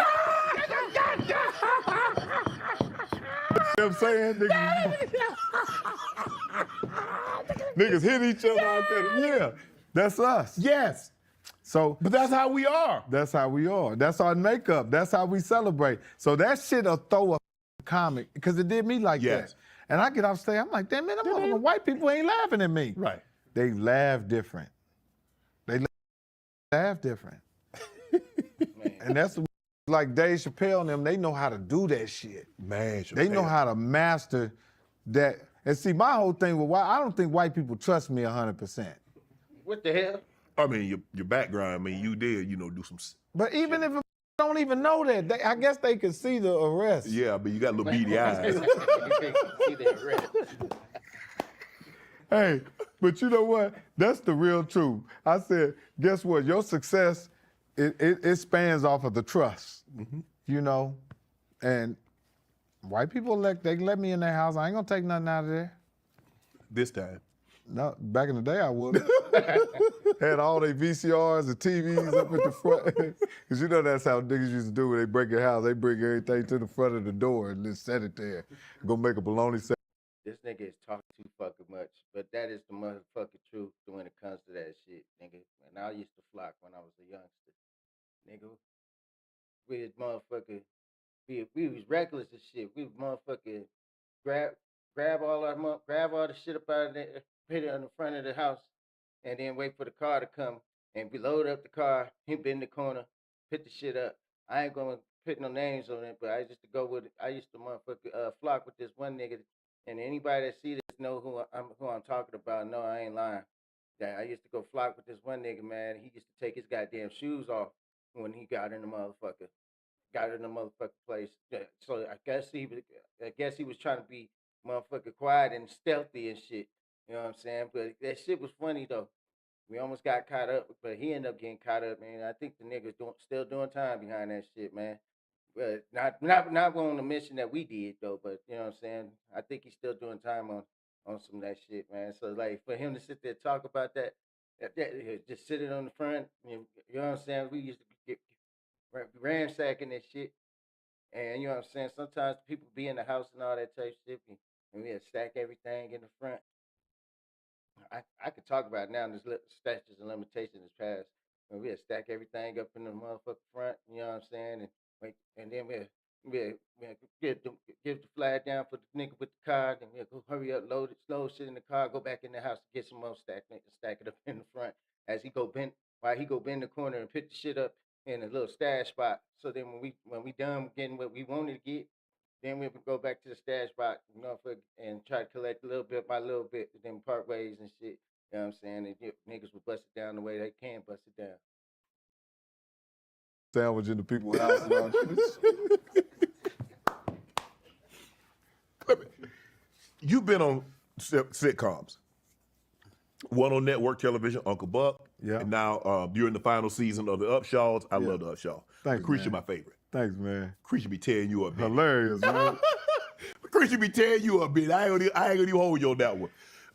Is there a difference? Do you have to, because like Netflix versus ABC, is there a difference in performing and how you do it on like a streaming platform versus a network television? Yeah, the streaming platform, you're able to be yourself more. Okay. I've always looked at network television as a commercial. Okay. It's a commercial for you to show who you are and and to do other things, to ride in the parade on CBS, get other commercials and stuff. Because it's a commercial network. Right. You know, it's a sale network. So if you do a television show on one of these main networks, that's what you are. You're really doing a commercial. Right. Goddamn The ass. #1 family movie in America.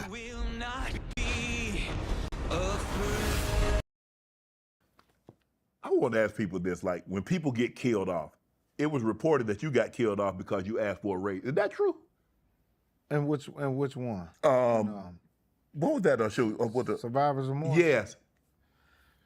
No, I didn't get killed because that was LeBron's show. I didn't get killed. I didn't get off the show because I got another show, which So you was just Uncle left. Buck on ABC. And I was a fifth lead on that show. I had to go for even though the show didn't go, but I still had to take the chance. Right. That's why I wasn't on the show anymore. But what they'll do on the show is if you're not on it anymore, especially if you're black, they're going to kill your ass. Is that written into your contract that you got to let them kill you off? Can you just not show up no more? No, they're gonna kill you without asking. They're gonna get rid of your ass.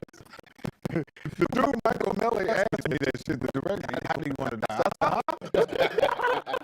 we killing you on the show, so let me know how you want to die. Oh, yeah, make a car accident. Damn. You know, that's how they do. How did the upshots come about? Because you got you and you got one in there, my guy Duck. Kim Fields. Yeah. You know, that's all I do is create, man, and You spend a lot of time doing it. yeah, that's all I do. Think of different scenarios, think of different television shows, we have ideas, and I take them, and when I write, I'm always writing, casting at the same time. I'm writing with this person in mind. You know what I mean? So when it's time to pitch it, it matches. So if I call Wanda, I said, man, first I called Wanda, she ain't called me back. I said, oh, this is bullshit. You know, I started saying all kind of crazy shit. You know how you say crazy shit. Then she called back. I felt bad as hell. I said, oh, I want to live in Hollywood on her. She don't call me back here. I know she think I'm a damn comedy jam. Hello, Wanda. And I pitched the idea. She loved it, man. We went to Netflix, sold it, went for 6 years. Wow. We in our final year, man. And it was great to do, man. It really was. The kids got old on us. Yeah. You know. You said something very interesting. You said you always got these ideas in your head and you're always writing. Mm-hmm. Can you sleep at night? Because it doesn't seem like you can turn your mind off. No, not at all. I've been having sleep apnea my whole life. Because, you know, like I said, Shannon. You mean insomnia? Yeah. Yeah, see, that was, see, Shannon was on it. He talking about sleep apnea. Sleep apnea, nigga, that means you motherfucker can't breathe in your sleep till you almost dying. You just, or you gotta have a CPAP machine. Insomnia. So, okay, this nigga Mike is really like one of them hood niggas, man. He just using words and shit sometimes. You know what I mean? And he don't even know what the fuck he's saying, bruh.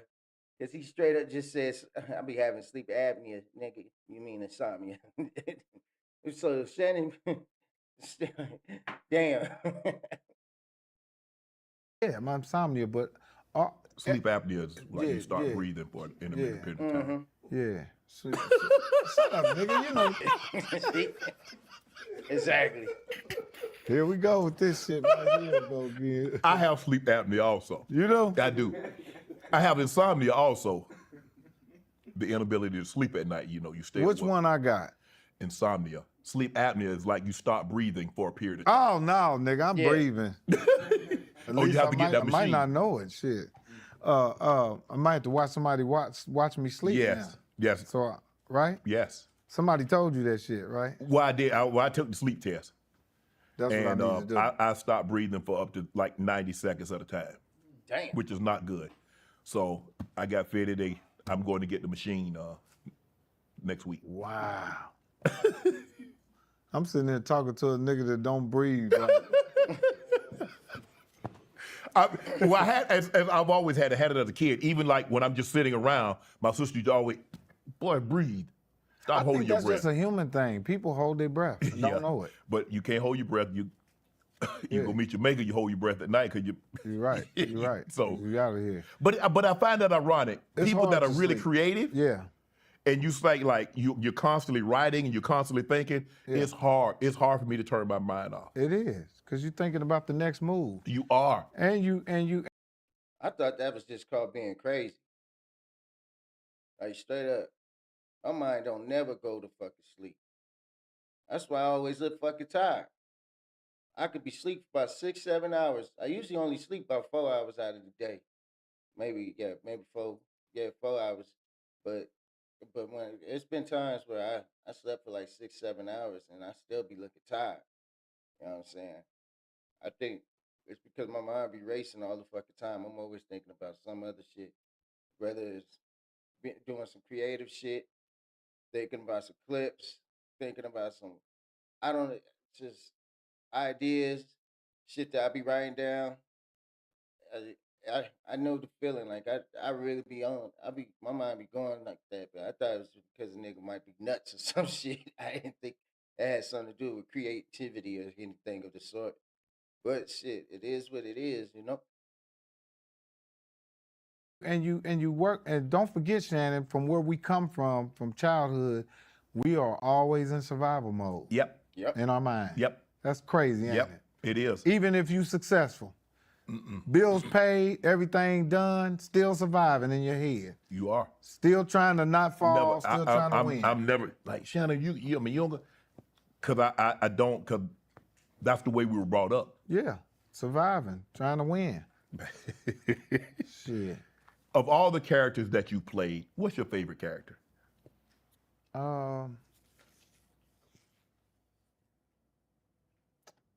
I used to say all about the Benjamins, but because I was so raw.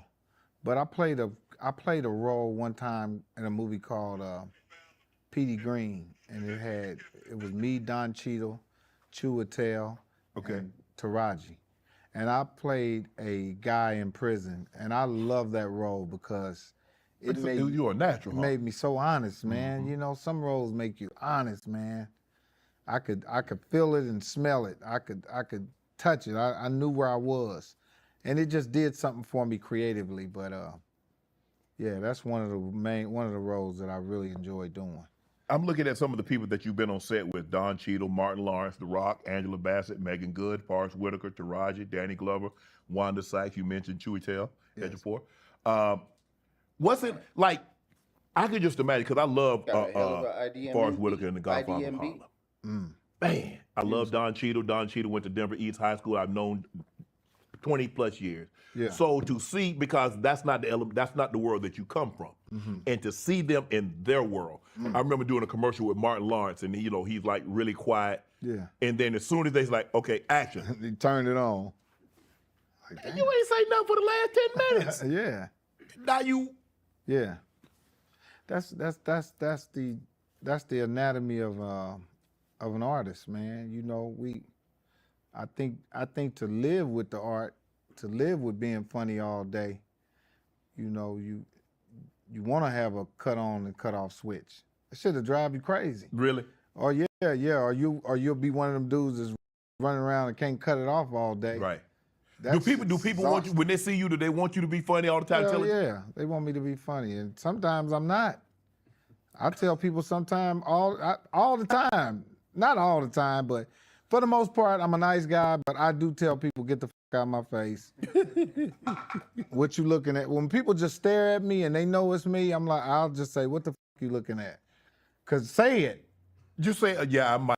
Say it. Ask me, am I Mike Epps? Are you Mike Epps? You know what I'll say. You know the I am Mike Epps. Why would you just sit there? I hate when they do that. Just they might not be really sure. And just they don't know, Mike. Man. It could be someone else. I'll be standing somewhere and a motherfucker say, man, are you Mike Epps? And I'll just do that. I'll just say, no, I'm not Mike Epps. And they'll say, Stop playing. I say, well, motherfucker, yeah, well, stop asking me that. That shit bothers me right there. Why? Because I feel like they playing with me. It's like, you know I'm Mike Epps. I say, hey, Mike Epps, can I have an autograph? Don't sit there and just stare at me and do this shit. Because it make me do it back. I be looking at motherfuckers like this. We both in the liquor store looking at each other like this. Sometimes they say, are you Mike Epps? And I say, yeah, and they'll say something else. They'll say, no, you're not. No, they'll say, you look too old, or you look. It's like, it's like you asked me that to say something up. You. What's the hardest thing to learn as an actor? The hardest thing to learn as an actor is your lines. Did you take acting classes, or you just? Nope. I have went to some acting classes. Shit didn't work. That shit felt like school again. I'm like, oh. Yeah, you know, you ain't do well in school, I ain't Mike. do good in school. I'm out. I'm out of here. So, I lived enough life to know how to act. Right. You know what I mean? And I learned a long time ago as a kid, if somebody's watching you talk to somebody, that's the camera. So do you ever look at that person that's watching you? No. No. You keep talking. Like me and you talking and say, man, you know that. We ain't looking at the camera yet. Yeah, the camera over there. Yeah. You know what I'm saying? Right. So that's helped me learn how to not look at the camera. But I wouldn't say that I'm A-list actor, but I can, you know. You can hold your own, that's all. I can hold my own. For what they, and I haven't had the opportunities to show a person that yet, you know. What they ask you to do. Yeah. They're not asking you to be Oscar. They're asking you to be Mike Epps, which is funny, which is hilarious, and to deliver a line on cue. Yeah, that's it. But I want to show people that I can really get into it. So you want to take on more serious roles? Yeah, I've done a lot though. I've done Death Wish with Bruce Willis, Acts of Violence. I've been in Vapaka with Forrest Whitaker. I've been in a lot of serious roles, you know, as a comic. And, you know. It's hard, though, when you. It's not a joke. And most comics, you ain't gonna hear their name is in no actor lineups. Right. Like when it's time to cast, they're not calling. No. But they'll call me and, you know, I'll get at least a shot at it. Right. Yeah. Have you ever been embarrassed? Have you ever forgot your line? Hell yeah. Damn, Mike. Hell yeah, all the time. All the time. It's not easy, you know? Mike. Yeah. You got 6 months. They send you the script. They say, okay, Mike, you got the part. So before they start shooting, you got months to remember. Your mind can play a game on you right in the moment of acting. You can really your mind can freeze up where you can't remember what you were supposed to say. Dead ass. When I did Hangover, John Goodman, they had a big ass truck, a trailer, with the trailer up, and they had a big ass TV screen with his lines on it for him to remember. And in the middle of the scene, he'd be like, yeah, God damn it. He was doing that. He couldn't even remember that shit on the thing. Damn. And that's John Goodman. We done seen him in a million movies. Yeah. But it just go to show you that the way the brain works when you're trying to memorize. The memory it can be tricky, you know?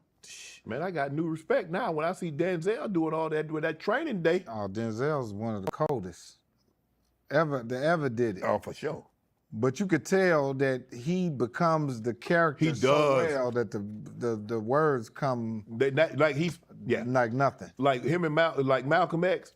I still don't know how he didn't win the Oscar for that. He was cold in They that pulled shit. a cock on Man, he should have won. He did a good job on the Training Day too. Oh, Training Day. I like him better than Hurricane. Training Day. Oh yeah, he was cold. Hurricane. Devil in Blue Dress. Inside Man. Yeah, he was cold. And he Man on Fire. if you watch them movies, because I've studied the movies and I'm a big fan of his. Yeah. Still see Denzel the whole time. But the way he take on those characters. Robert McCall, the Equalizer. Oh, he just become them. Did you see? You ever see the movie Biko when he played Bantu Stephen Biko? I never seen that. Cold. You gotta see that. Yeah, see, that's one of the movies I didn't see. He unbelievable. Yeah, about what was much going on in respect for apartheid that South dude, Africa. Yeah. Is there a role you auditioned for that you didn't get? or a role you turned down you wish you hadn't? Yeah, I turned down the movie called Fool's Gold. It had I remember that movie. Matthew McConaughey in it. Yeah. Kevin Hart did it. Yeah. Damn. I should have did it. I don't know if that would have made a difference, but it was roles like that. There's all kind of roles I shouldn't have never turned down none. I wasn't in a position to turn down no roles because I was just starting. Right. There was another movie with Eddie Griffin and this other guy. Damn, I forget the name. What was the name of that movie, TC? Eddie Griffin and the guy with the big eyes. Chris Kattan? No, it was, and they had a dog. They was running. They was running around the city. That was my role, man. And huh? Double take. And I turned the role down. I turned the role down. Why you do that? I was tripping. I was in my mind. I thought I deserved something better. You know, sometimes you can get tricked off of success. Like if you get successful, You trick yourself or you allow other people to trick you? I trick myself. I trick my. Sometimes you can get a little too fancy in your head about your success and start demanding more than what you're supposed to get. Damn. And end up up what you had in front of you. Shit. What is selling out? We hear that a lot. Yeah. Well, he sold out. Yeah. I got the Cat interview. I sold out. Yeah. You probably heard that you sold out because You and Cat sold out on that song. You niggas sold out arenas and sold out shows. That nigga sold it. You sold out. No, you know what though? Quincy Jones said something important. He said, you gotta have something to sell. damn. Ain't that the You truth? can't sell out if you ain't got nothing to sell. I like You know that. what I mean? I like that. It's the real talk because at the end of the day, you know, who's gonna turn down the opportunity to make money to send their kids to college and have a good life? Yes. You know, and I think there's levels of compromising that you have to value. You know, I don't think one should compromise themselves for something that makes them uncomfortable for money. Yeah, I agree. But hey, who's gonna turn down the opportunity to work with white people in order to send their kids to college and have a good life? I'm not. No.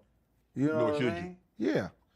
And I used to have peer pressure around my own people about being racist.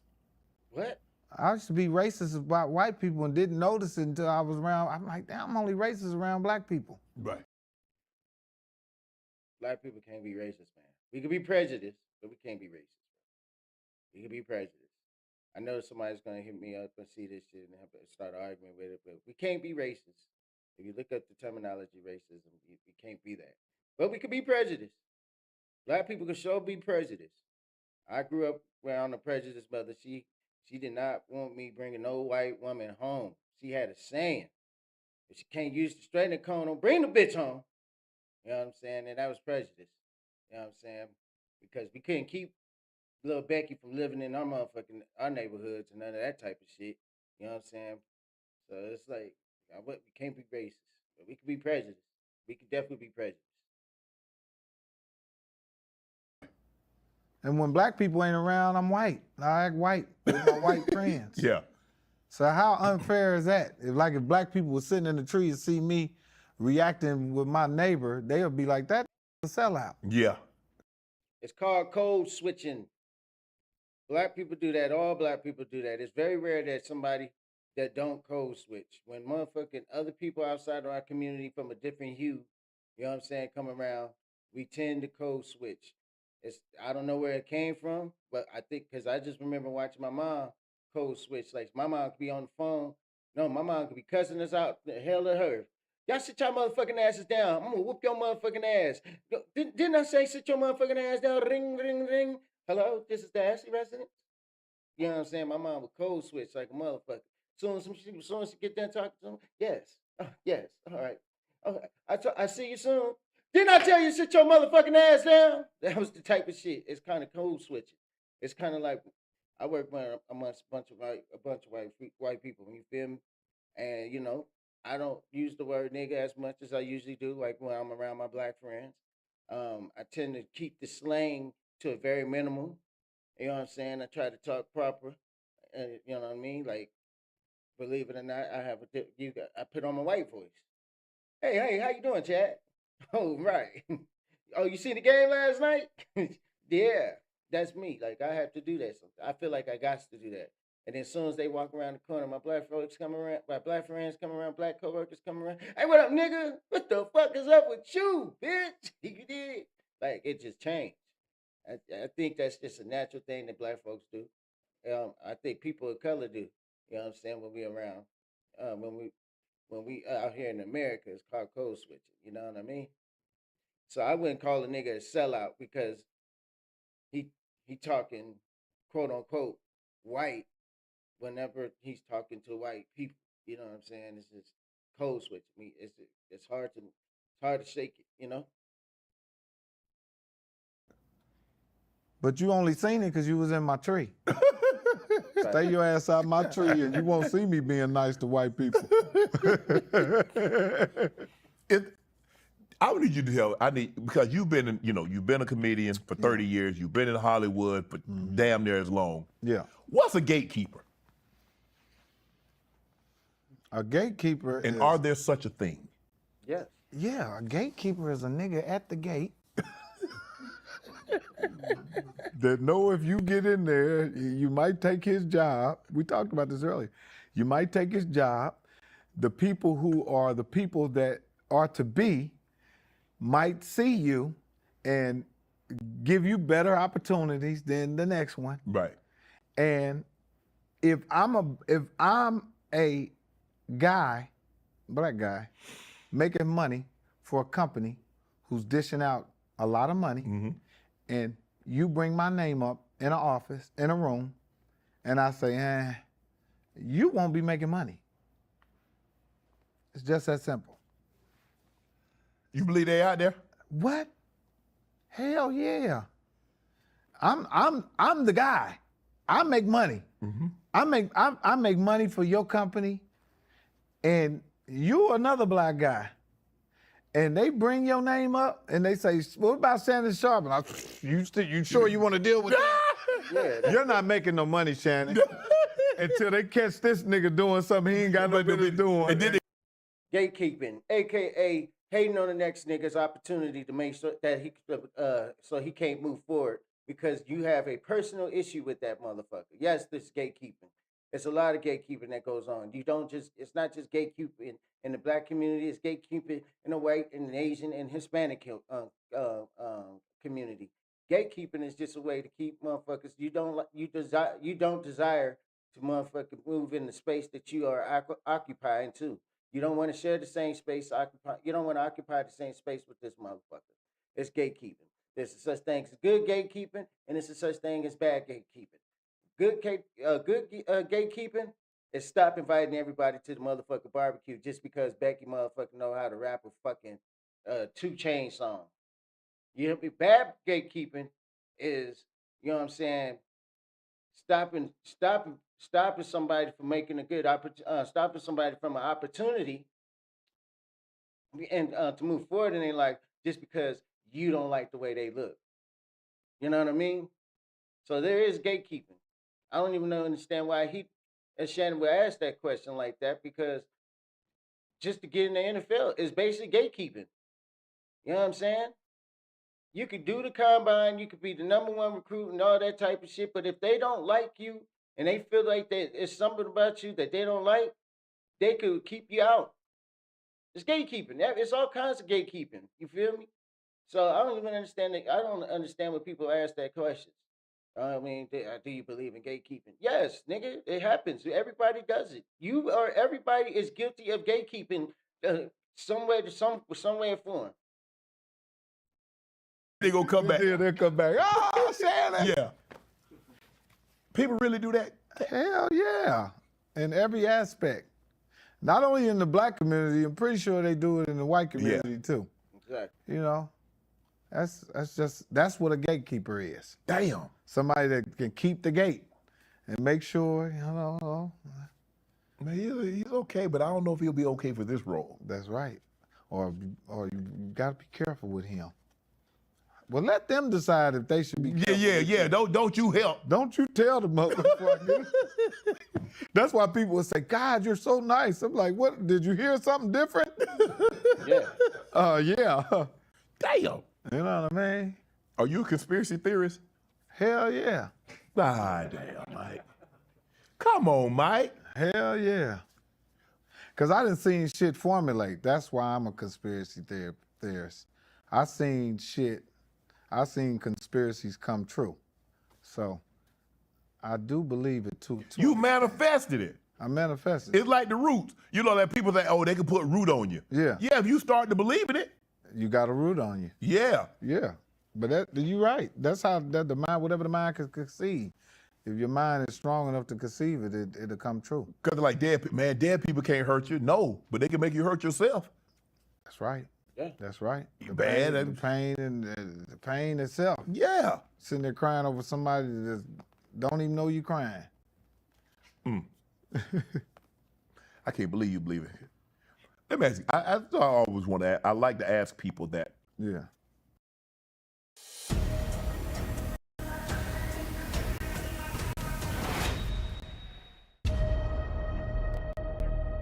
Shit, I gotta take a piss anyway. Take a deep breath in. And exhale.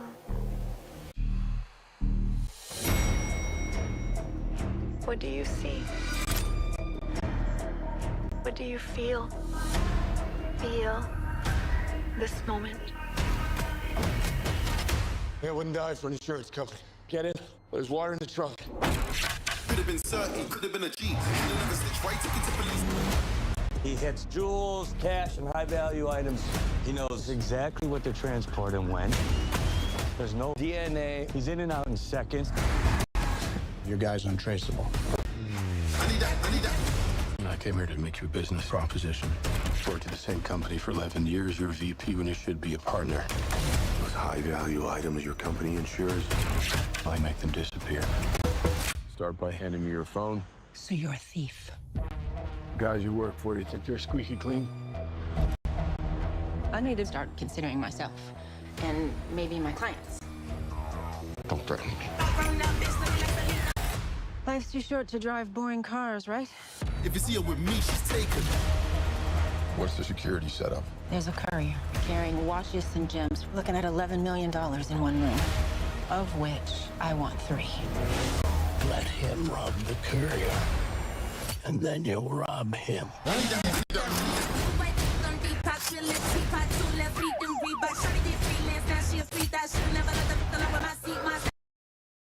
Came from a very similar background, came from nothing. Yeah. Dealing with fame. Mm-hmm. What have you learned about fame? I take it face value. I take it with a grain of salt. I'm never surprised. I'm never shocked. And I'm very rarely mad about any outcome that happens in that business. You know, I'm not shocked no more that there's ass kissers. I'm not shocked that people act like they know you and don't know you tomorrow. I'm not shocked. That happened to you, Mike? Hell yeah. I mean, you know, it happens in show. It happens with success. You know, I got friends and family members and shit that hey, you know one good thing about me, I ain't always been famous and rich. Right. I've been broke before. Yeah. And I have been nobody before. Mm-hmm. And I know how I felt then and how people reacted to me. So can't nobody pull the wool over my head. Yeah, I'm half and half now. I've been poor. I've been well off about as long as I've been poor. So it's about 50-50 now. Yeah, you know. So you absolutely know. You fucking But I know. hate that. I you know what I hate? Human Hey nature, man, bro. hey man, take my number, give me a call. Yeah. What I'm gonna call you about? And then they change the number. Bro, Oh yeah. Bro, why Oh, you yeah. say why you say Yeah, call? I done had that. I done had that done before. But I like again, Shannon, to keep my stress levels down and to understand. I understand that's what it is. It's Right. like trying to change a tiger stripes. This business has stripes on it. It's a tiger. You're not changing it. You're not gonna change how people are. That's how people are. People are fake. People are messy. People up. People do. That's what it is. Go home, go to bed, and understand that's what it is. You know, I want to ask you, when you were you always funny? Were you funny as a kid? Whole life. Any situation. So you a class clown, huh? Class clown like a. They used to call it being disruptive. Yes. But it turned into being a comedian for me. So my disruption turned into fame.